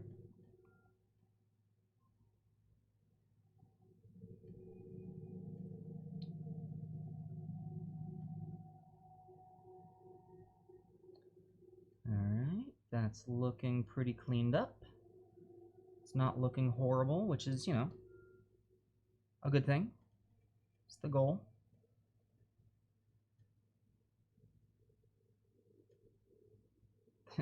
That's the goal. That's it. That's all we're trying to do. Not look horrible.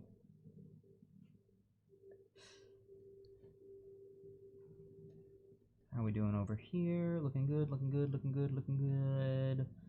You need some work. Now you're looking good. There we go. There we go.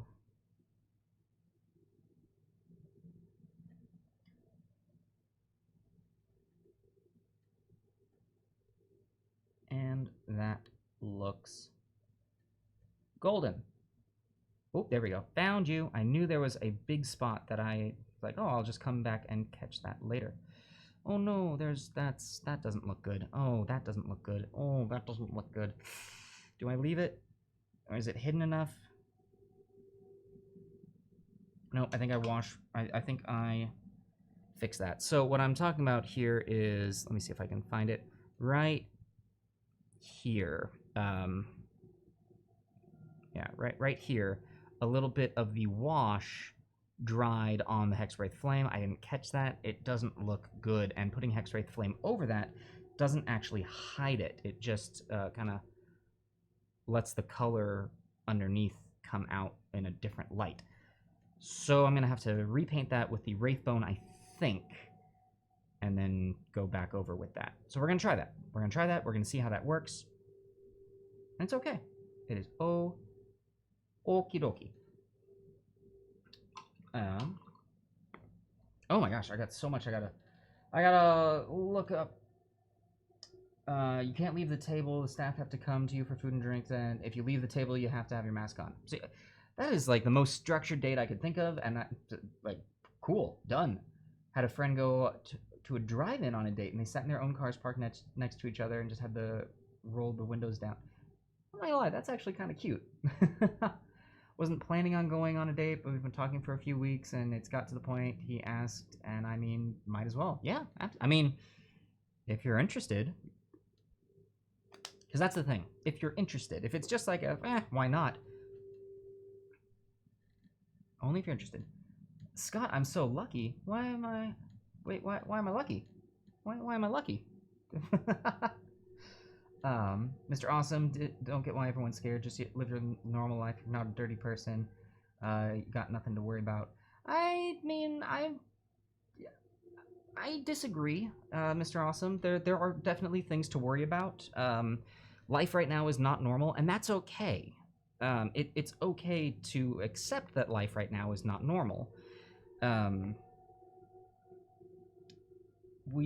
worry that we've gotten to a place of complacency, that we're used to it being not normal, and so because of that, we feel as though it's normal. But it's still dangerous out there. There's still a lot of people getting sick, dying from this, and and people who are taking lots of precautions. You know, the film industry is still not fully able to open back up. There are companies that are putting in all of the precautions, making sure people are quarantined, making sure people are clean, making sure they're safe, and then people are getting sick on set and they have to shut it down. So it's definitely not normal, but we can make it through this. We just gotta be smart about it. Is what I'm gonna say. Yeah, you can see the ghosties. Here's what we got going on right here. We got this spiritual essence going on that's like, yeah, raising these skeletons up. And we've got a bunch of gravestones that they've been coming from. Let's see, that's 2 down, and here's the 3rd that we did. Yeah, so they're coming along quite nicely. Oh yeah, no, seriously, Enfant, if you want to ramble, this is an open, welcoming space. You can ramble, by all means. All right, there we go. So now I need the Wraithbone to pick back up some of these colors. That should be enough. No, we're just doing touch-ups. Thank you, Frumpy Space Princess. I'm really happy with how this guy's turning out. This was not the plan that we were gonna paint today, but it ended up being what we paint. Oh wait, do I need to?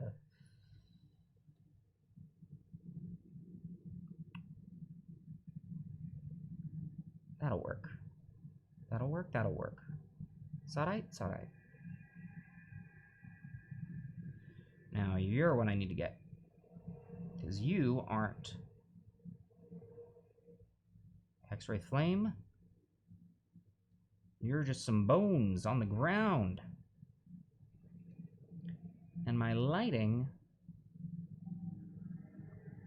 is not perfect.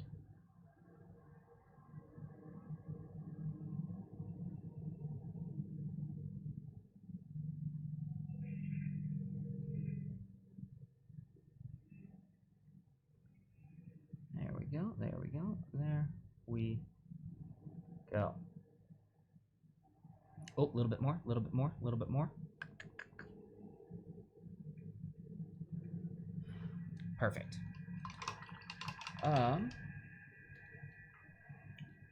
What did I miss? Those rules for the date are what all bars indoors have. That makes sense. That makes sense. And that, you know.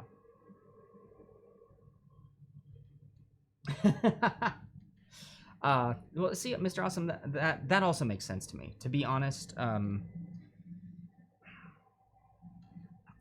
I will say my life has changed a lot. However, I was able to adjust nicely because most of the work that I do anyway, I could do from home. So, you know, voiceover is. Am I dating in this crazy time? I am. I'm. Who's got time for that? I'm here with you guys 24/7. Well, that's a lie. Um, no, I'm not. Do.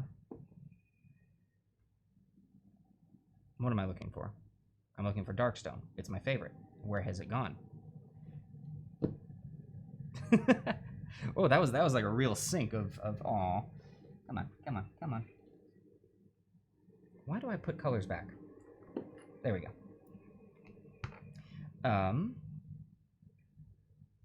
No, Oddfawn's the one that's dating. They're or going on a date, I should say. But that's where that conversation came from.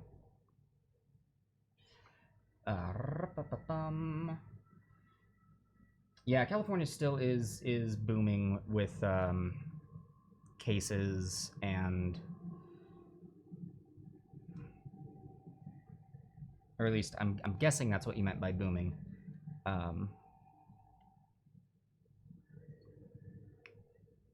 You know, work-wise, it definitely depends on what industry you work in, whether or not it's booming. You know, a lot of the work that I had been doing for the most part was on-set acting. It was actually right before quarantine that I really started going more into the voiceover work, which at the end of the day was pretty perfect timing on my end.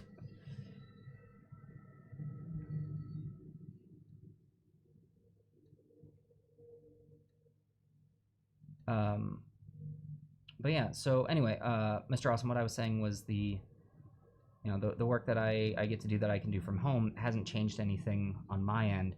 I do miss seeing my friends. I do miss going out, and those things have definitely changed here.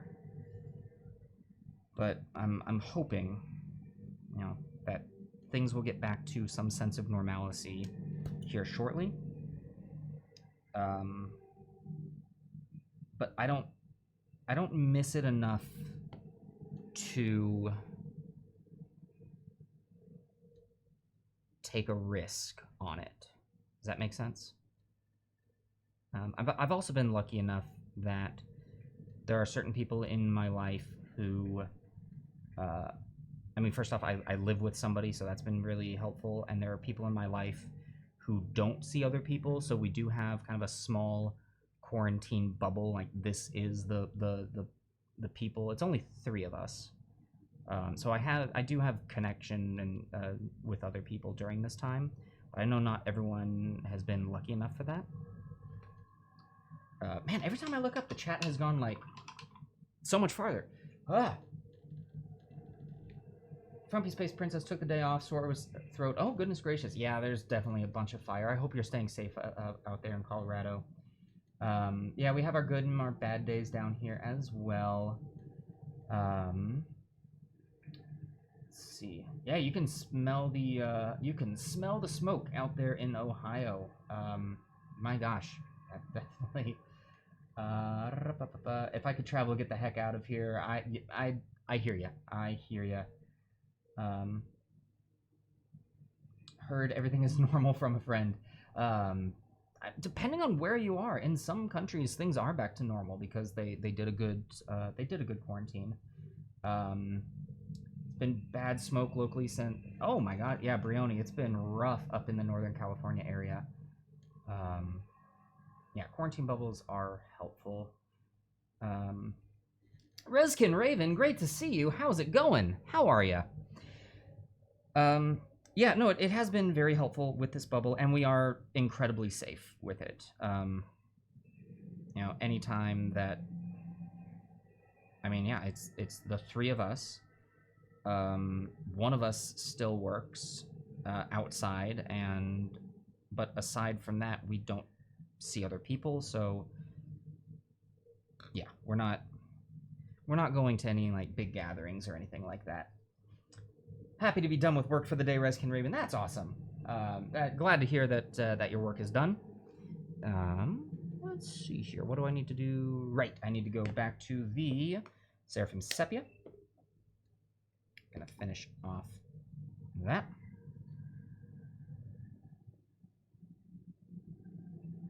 And we did a little bit of touch-ups up here. There's that. Oh, I remember what I had to do as well. Had to do that here.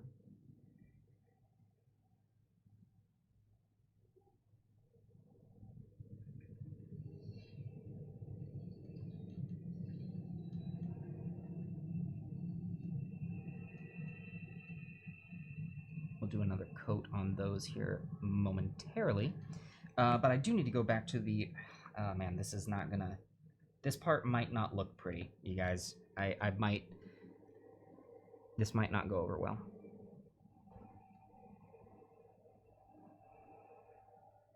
Alright, so that's the bit right there that we needed to cover up, that we needed to fix. You know, there's another little bit right by it right there.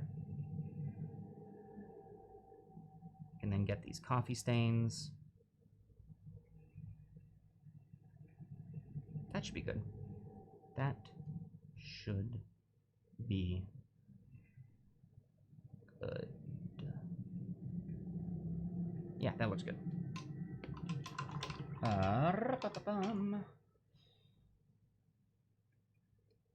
Eventually we will have D&D in person again. Absolutely. Eventually we will. My gosh. The Gauntlet 2021, now live and in person. I am looking forward to doing the Gauntlet with the group together. That would be fantastic. Having fun watching y'all in any format, to be honest, but D&D in person is a great experience. Oh, Rumpy Space Princess. Well, we're so happy that you are enjoying watching us. Yeah, the format eventually that I think we're going to be going towards is, you know, when we are able to be together again in person, all of our Gauntlet competitors will be in the same room, but they will be, so they'll all be on like a couch or something. We'll all be in the same room, but the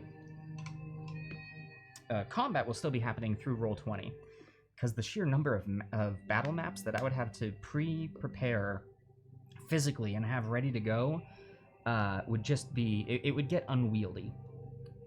So, yeah. All right. Got a little bit of wait time,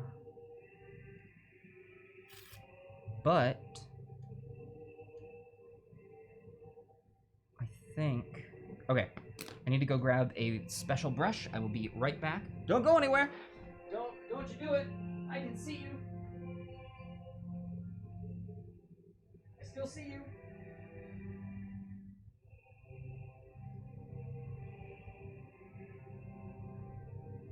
Still looking. There we go. See, told you it wouldn't be. Ah, Mr. Awesome, you did it. You did it. You got the shrubs.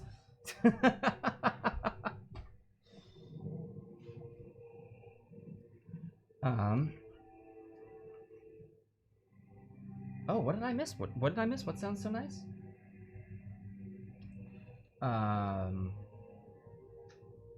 Yeah, it would be awesome to... Eventually, we'll have like an Adventurers Pack Con or something, and we'll go somewhere and people can we'll be able to meet, especially with a few beers. Absolutely, Lachlan O'Leary. It really does sound nice. Yeah, you and Crom going. Spirit Boys are looking very nice indeed. Thank you, History Professor Dave. Thank you so much. Right, so the brush that I got is actually this is one of the first brushes I ever used. It's from Games Workshop. I bought this maybe like 20 years ago? No. 18 years ago. Something around there. And you can tell the bristles on the end here are just they're all shot. It's not great, but it's an excellent small dry brush, and that is exactly what we need right now, is a small dry brush, because we're going to be dry brushing the skeletons.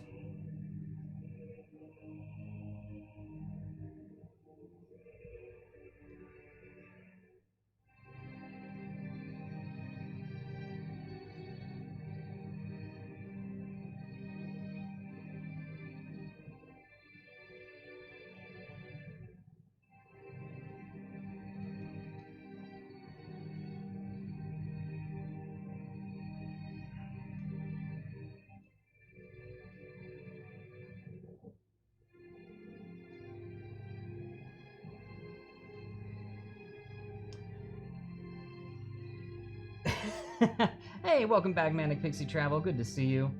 That's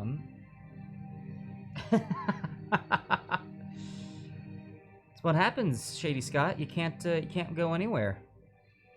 Otherwise, people will start talking.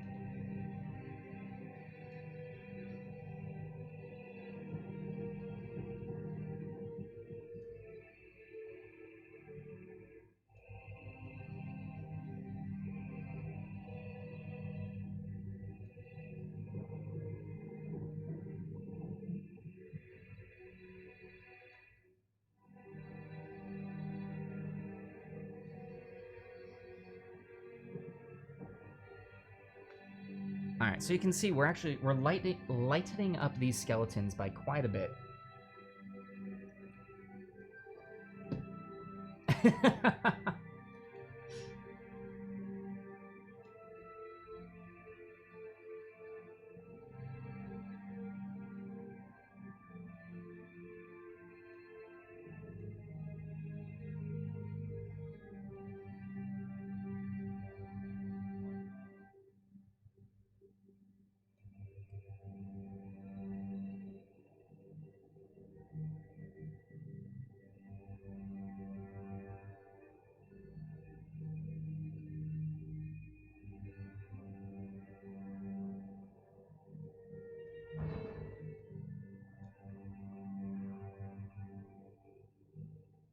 This is a fun model to paint. I'm not gonna lie. I'm really enjoying this one.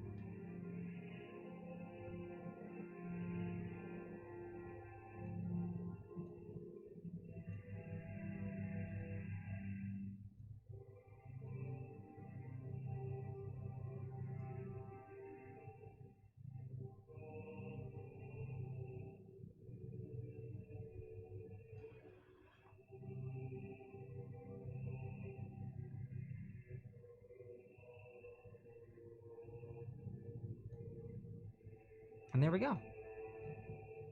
Skeletons are brought back up to be they're highlighted slightly, and for funsies, because I love this color way too darn much, I'm gonna give them a highlight in this gray that we've been using, and I'm gonna be very sparse with it. Like, this is gonna be a very small amount, but I think this will turn out cool.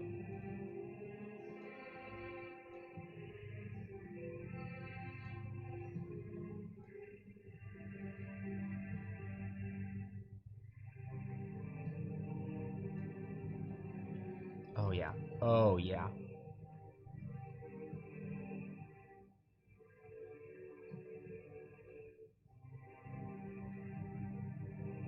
Oh, that makes them very ghostly. Oh, I love it. I love it.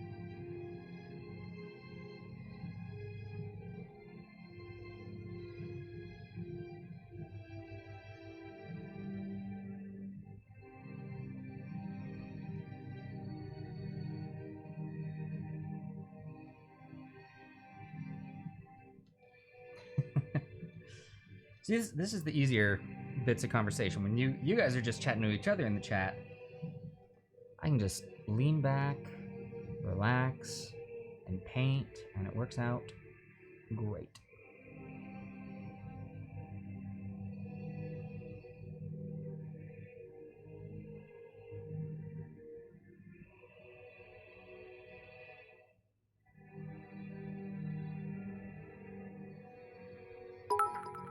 Oh my goodness gracious, what just happened? Eddie186, thank you so very much for the follow. Welcome to the Adventures Pack. Let me give you this. Let me give you the spiel. Or spiel, I suppose is what it is. We're a bunch of nerdy friends sharing what we love on the internet. Today, we are painting in place. We're just hanging out, painting some minis. In particular for the spoopy season right now. Just having a good old time. So yeah, welcome, welcome. Hope that you are having a lovely Monday. Either afternoon, evening, based on where you are.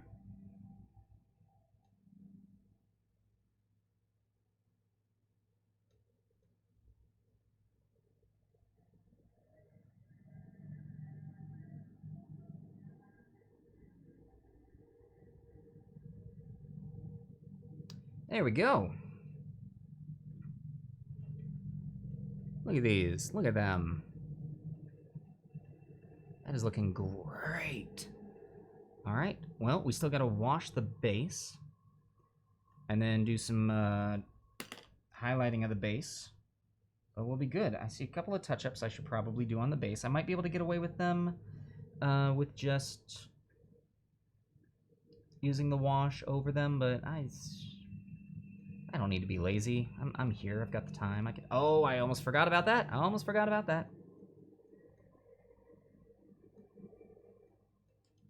See about fixing it.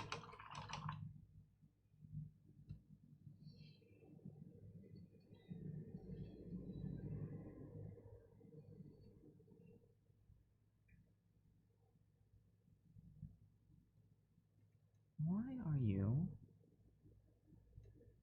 There you go. That's the color you should be.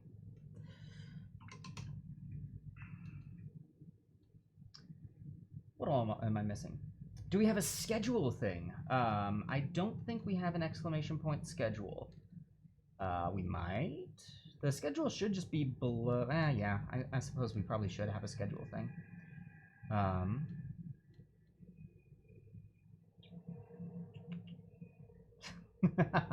Oh, the joys of trying to figure out, figure out Discord, or really playing games with your family during this time. I too have been introducing my family to Discord, and teaching them the joys of Jackbox. What is this Among Us game? What is this Among Us game, Shady Scott? Okay, so I haven't played it yet, but I actually just bought it. Because I think I'm going to be playing it with some friends tonight. Which, Shady Scott, if you want to be a part of that, I think there's definitely room.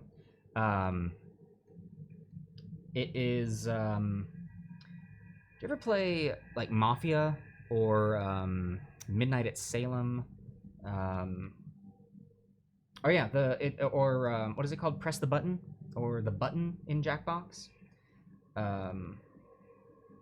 Yeah, so it's that, except, yeah, so you are a character. Oh, right, that was for the moss. We're like, what the hell is that green on there? You are a little character on either a spaceship or a cloud city or a mining facility. And you have tasks to do. You have to go around and you have to complete a bunch of tasks. However, a certain number of the people in this facility are not who they claim to be. They are indeed imposters, and their goal is to kill everyone before they complete their objectives. And basically, the imposters can win by either voting off the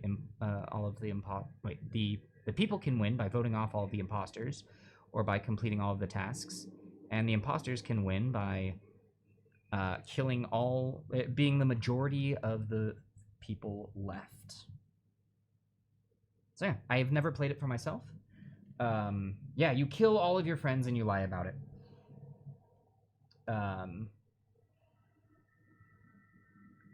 And like they've been saying, it's $5 on Steam, or it's free on the phone. I think that our Monday night D&D group might be playing here pretty soon.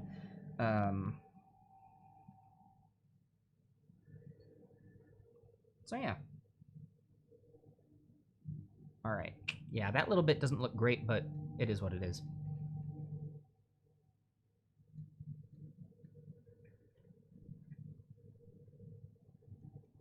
Yeah, I actually just bought Among Us this morning because, like I said, I was anticipating playing it.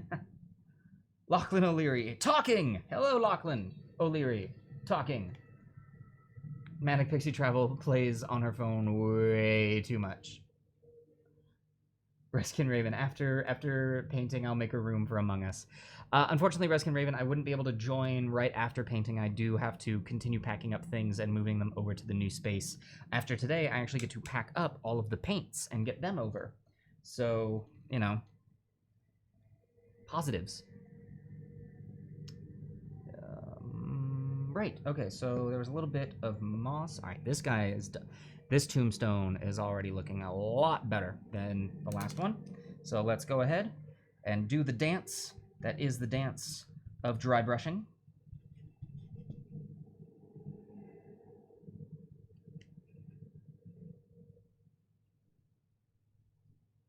I have very little color of that one left, so let's go straight into this.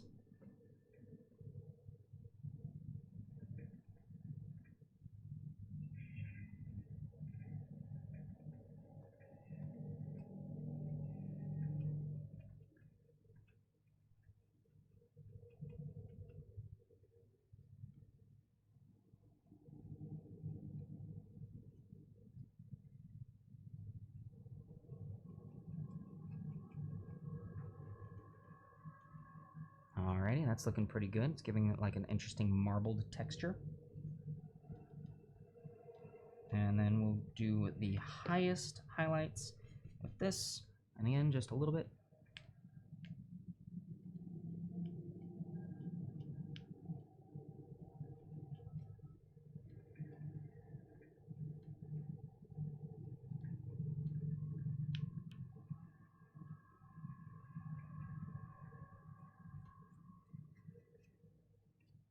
There we go. It doesn't look a whole lot different from before, but it looks different enough that I like it a lot better. So that's good.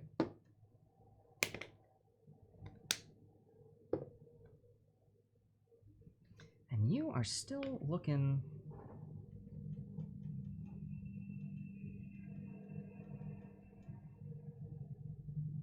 You're still looking shiny. Yeah. It is what it is. The shine, actually, from the some of the paint will die down when I seal them with a matte finish, which is something that you never actually see me do. Oh my gosh, I'm missing so much. Oh yeah, Frumpy Space Princess. I have heard of Phantasmophobia. Wait, Phantasmophobia. Yeah, that's it. I've heard of it. I haven't seen anything of it, but I like sounds kind of cool. All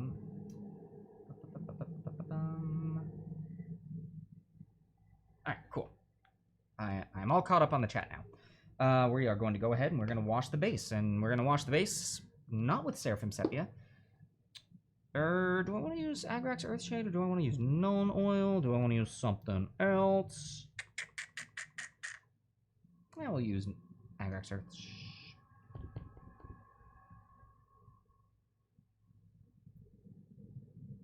Yeah, we'll use Agrax Earthshade. No, I've been doing that a lot. Let's use let's use Dark Tone. Let's use Dark Tone. I liked what that did to the gravestone. Let's see what this does to the base. It's been a long time since I've used it. Why not?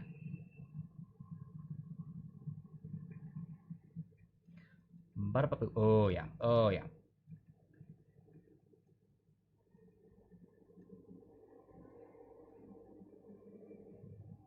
Yep, good choices were made.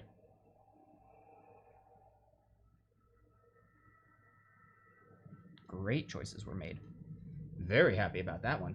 I know, I'm really hungry too. You guys just keep talking about great food. Like, I should eat. I really want to.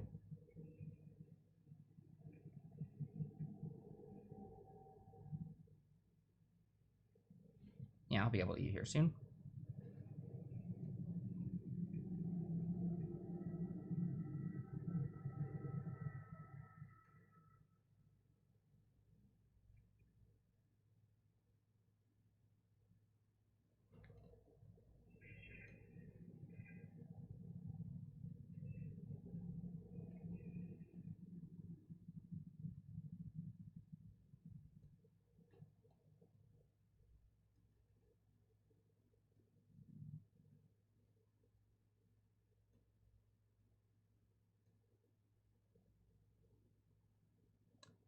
And here we go. It's getting there.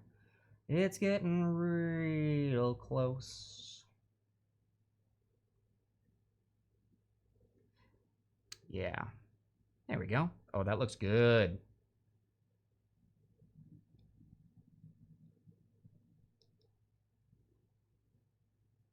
Sweet. Let that dry for a little bit. Did I highlight this? This one also looks really basic. We're gonna give you a makeover, sir.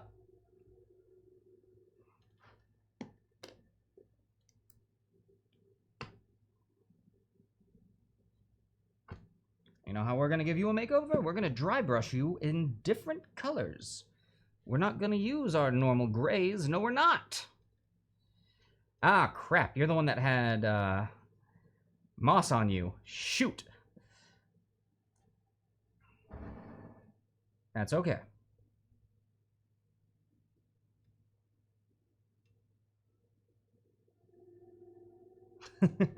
Whoops.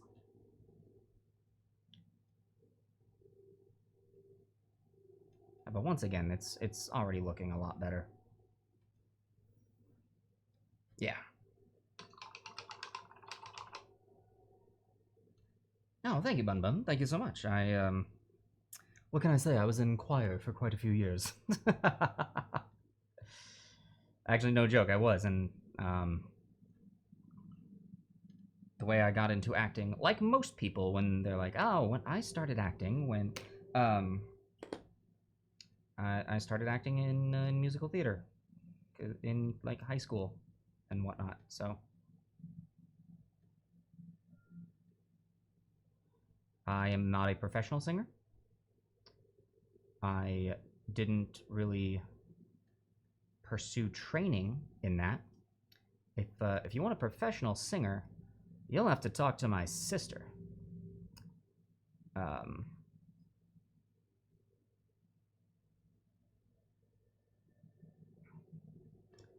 yeah, it was a fun hobby that I really enjoyed doing. Go Buffs! Oh no!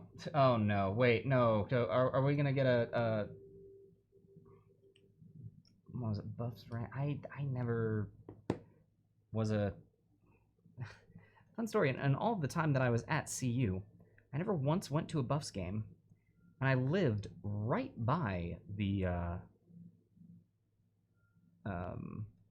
stadium. So, yeah.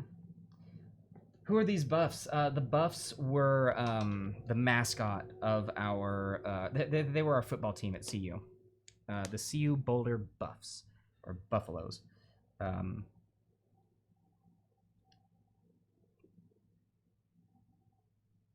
Like I said, never went to a single game.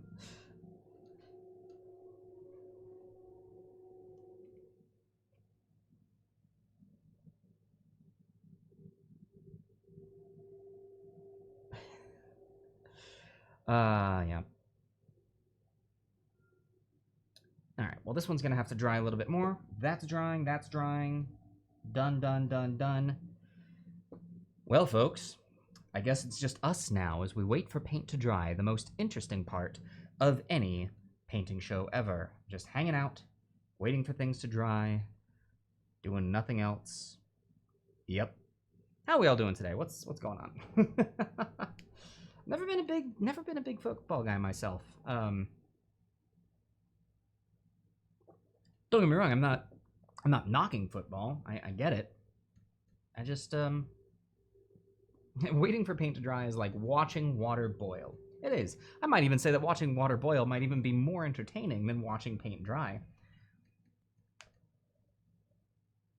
And that's kind of the same for me, Reskin Raven. I don't enjoy watching it on TV.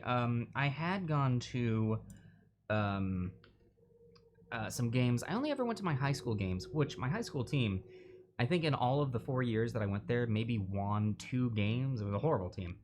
But I enjoyed going to the games because it was, hanging out with friends and occasionally watching some people that didn't really treat me very well in high school get tackled by people was a bonus. Couldn't I hear the games in one of our apartments? We could. If the windows were open, we could hear the games coming out in the apartment. But the thing that really woke us up, I should probably change this over to just chatting now for a little bit. The thing that really woke us up were the bagpipers, who, because there was a marathon in my college town, and the finish line was our apartment. So they had bagpipers there every time, and so that's what really woke us up, because it was an early morning piper. Which also, don't get me wrong, I appreciate bagpipe music. I am a piper myself. Just not at 7 in the morning, please.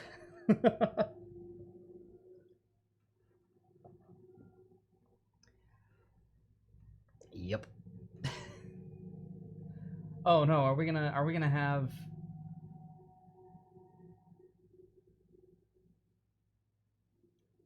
Wait, is Reskin Raven also a fan of bagpipes? Like, what's going on there? Oh no, we're gonna have we're gonna have an all-out brawl break out in trad over football. No, guys, don't do it.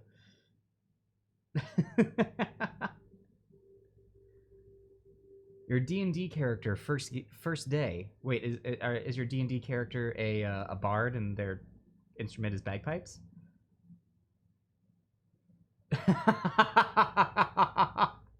You brought bagpipes and you made them leave them at the inn. How rude! How rude! Come on, bagpipes are awesome.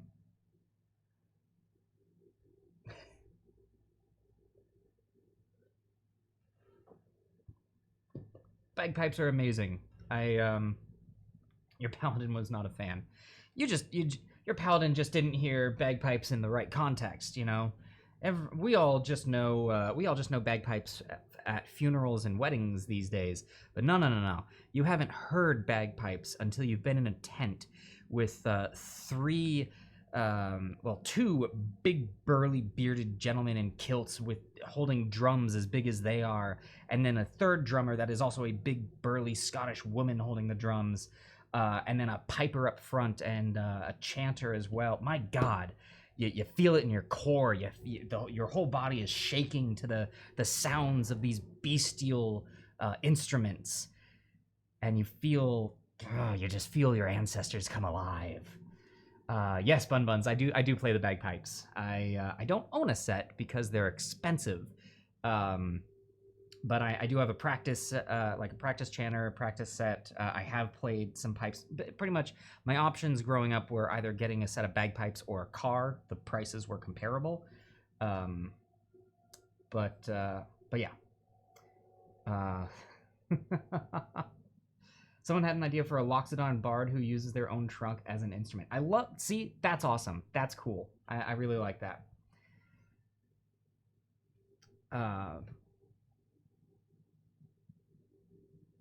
Yeah, so Zagmeister, I forget, Zagmeister, are you also in Colorado right now, or are you somewhere else? I don't remember. But for anyone who is in Colorado and is interested in hearing bagpipes the way that they're meant to be done, check out the Scottish Highland Games in Estes Park. I hope those are still going on. I believe they happen in September, so we probably just missed the current season. But they are the Scottish Highland Games that happen there every year, and they have the full like caber toss, sheath tossing, and it's a Scottish festival, and you can hear some incredible bagpipe music happening there, and it's a great celebration of Scottish heritage. I don't know how you've never heard of this. I used to go every year. I wore my kilt. I wore the whole regalia. It's a good time. There's meat pies. There's good beer, good ale. We watched some people have set a world record at the festival. I think it was for the caber toss. It was amazing. If you've never seen Highland Games before, they're a lot of fun.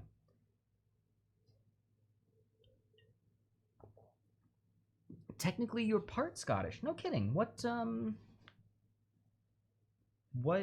do you know? What clan?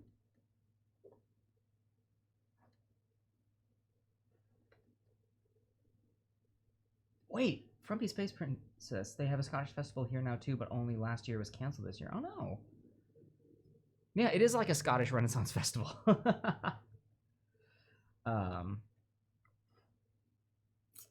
All right, we're still waiting on things to dry.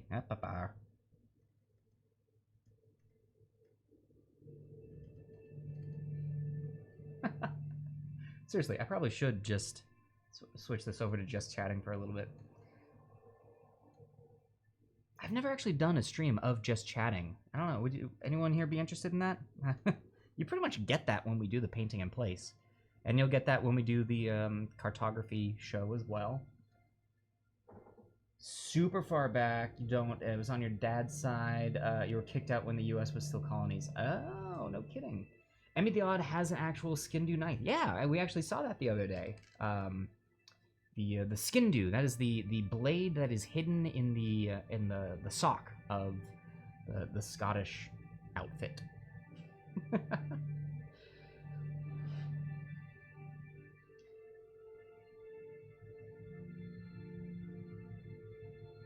I'm gonna keep shaking this so that we can actually get this drying and keep moving on with the actual painting that should be happening in this painting show.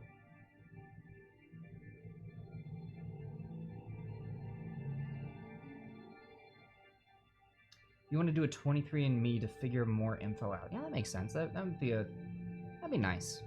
There is something really cool about like knowing the clan. Like for me, I'm Clan Leslie. I've got the whole family tartan. We've got the family colors that we wear. I know that we are. I think we're Highlanders. Yeah, we're Highlanders. Mr. Awesome's got to go. Mr. Awesome, thank you so much for being here. As always, it's great having you. And we will see you. If I don't see you beforehand, I'll see you on Sunday the 18th for the brew pub. Because yeah, we're gonna make sure that you get it.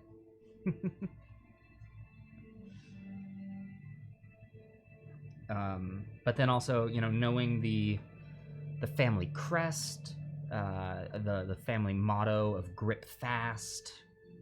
It's, I don't know, there's something really cool in knowing all of that. I went to Scotland last year on holiday. We went, and unfortunately we were going to go to the Leslie Castle and like take a look, see what it, and spend some time there, but we had an issue with the rental car and unfortunately did not get the chance to go there, but we still had an amazing time. Got to sample some incredible scotch. Got to bring some incredible scotch back home with me. Bun, you are Hungarian, Polish, Slovakian, and German. Oh, that is a nice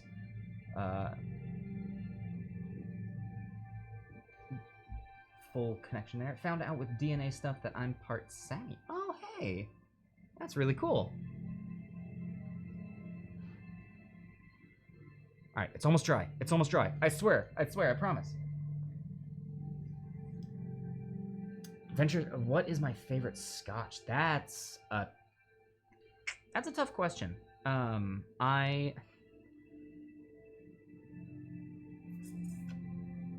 actually, it at the moment, it's from Isla. It is. Oh shoot! See, normally I'd be able to look right over there and tell you, but we moved everything. What was the distillery's name? You're a fan of Glenfiddich and Macallan. Shoot, which is the one? It's the Lagavulin. Lagavulin. I've got a Lagavulin 12-year, and it was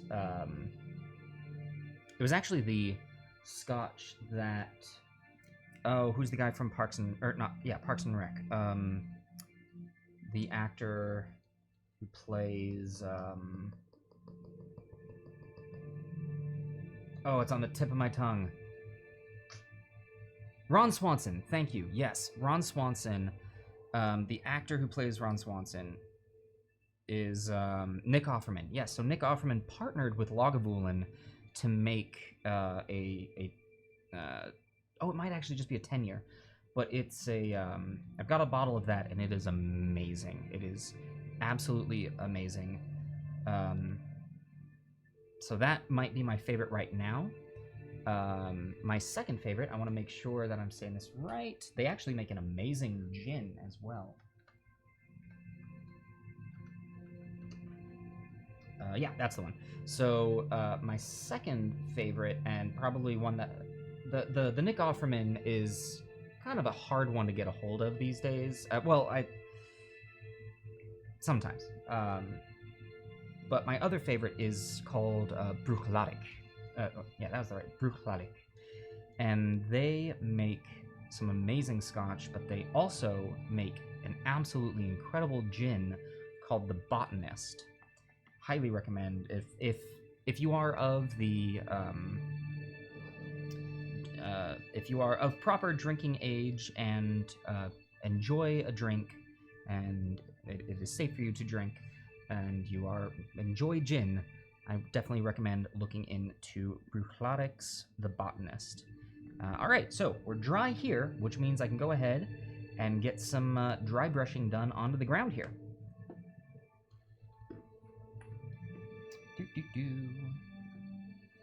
Jura is also up there for me. I'm much more of a fan of like the peatier, like the sipping scotches.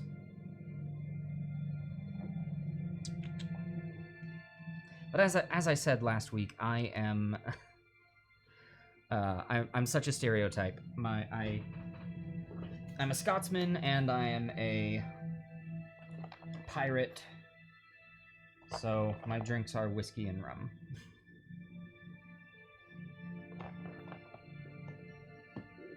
Alright, there we go. Gonna use these. Gonna use just a little bit of flat earth here.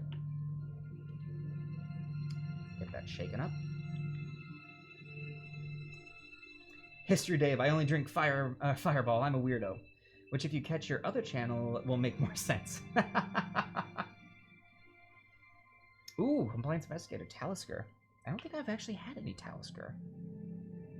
There's actually an amazing whiskey distillery in Colorado, Stranahan's. Definitely recommend. They make some good stuffs. Alright, so now for the ground, I'm just going to give it a dry brushing of flat earth, because that's going to really bring it back to the idea that this is ground that it's coming out of. It's not just this darkened thing here, but I don't want it to be too prominent.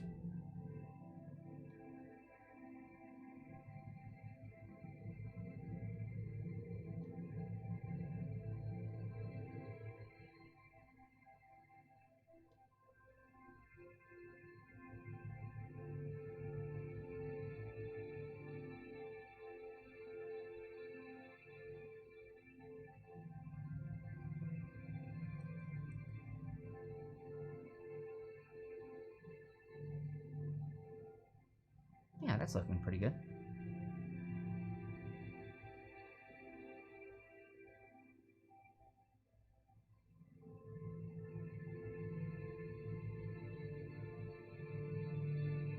And there we go. That's all we really needed to do on the ground there.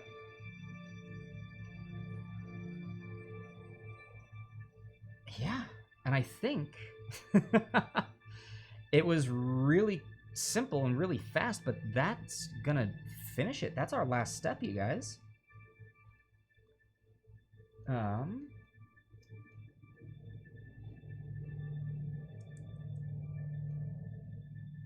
No! Really? Stranahan's sold out, their whiskey maker left and started Tin Cup. Well, I guess I'm gonna have to look into Tin Cup now.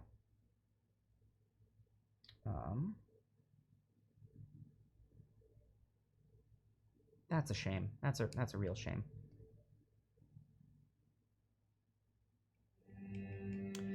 And there we have it, you guys. That is our spirits, our spectral, what's the technical name for this one? I think this is like spectral summons or something like that. Once again, it's, this is a Reaper Mini, but dang, that turned out great. Let me see if I can't get the camera into another super nice, detailed place here. Oh, nope, not the button I wanted to do. I'm not gonna have another misclick like I did yesterday and actually shut everything down. Oof.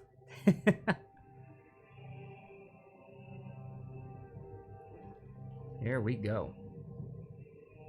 There it is. There is our spectral summons.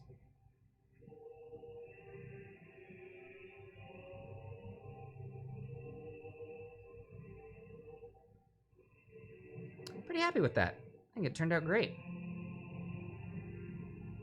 It's gonna look great on the battlefield. It's gonna look fantastic when we do the rest of our graveyard stuffs.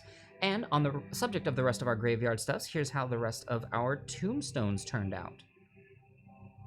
So there we go. We got that one. Nice basic look. We've got this one that we technically finished last week. It has turned out rather nice. Again, is a little glossy right now, but we're gonna take care of that with a spray afterwards. We've got this guy here, which is looking good. We got this one, which once again, I think is my favorite with how it turned out.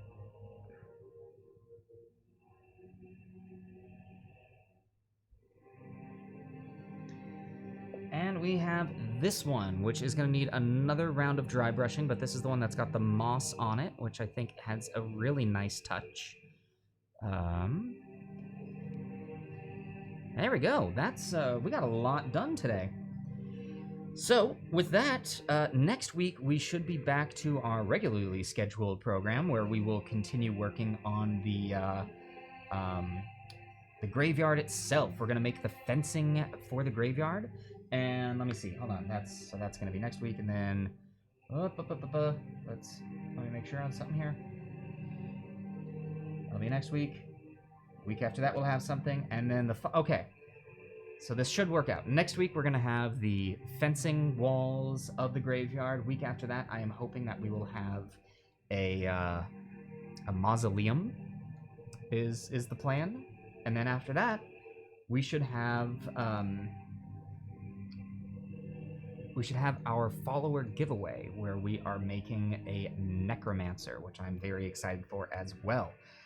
So that is going to do it for this week on Painting in Place. And oh, hey, Frumpy Space Princess, can I put a suggestion into the labyrinth crafting? Absolutely, absolutely you can. For anyone who is new here, and we have our big show. Our biggest show is on Friday, which is where you can get all of you can spend all of those inspiration points that you've been earning by watching our shows. That is our live Dungeons and Dragons audience interaction show. And if you've enjoyed this, you are welcome to join our open Discord. And in the Discord, there's actually a place where you can put suggestions as to things that you would like to see show up in the gauntlet or the underground labyrinth beneath it. And for anyone, that is open to all of you. You don't have to be a patron. You don't have to have special permission. If any of you have any ideas, throw it in there. Honestly, I'd love to see them. You can also find us on social medias. Oh yeah. Yep, there's a link to the Discord.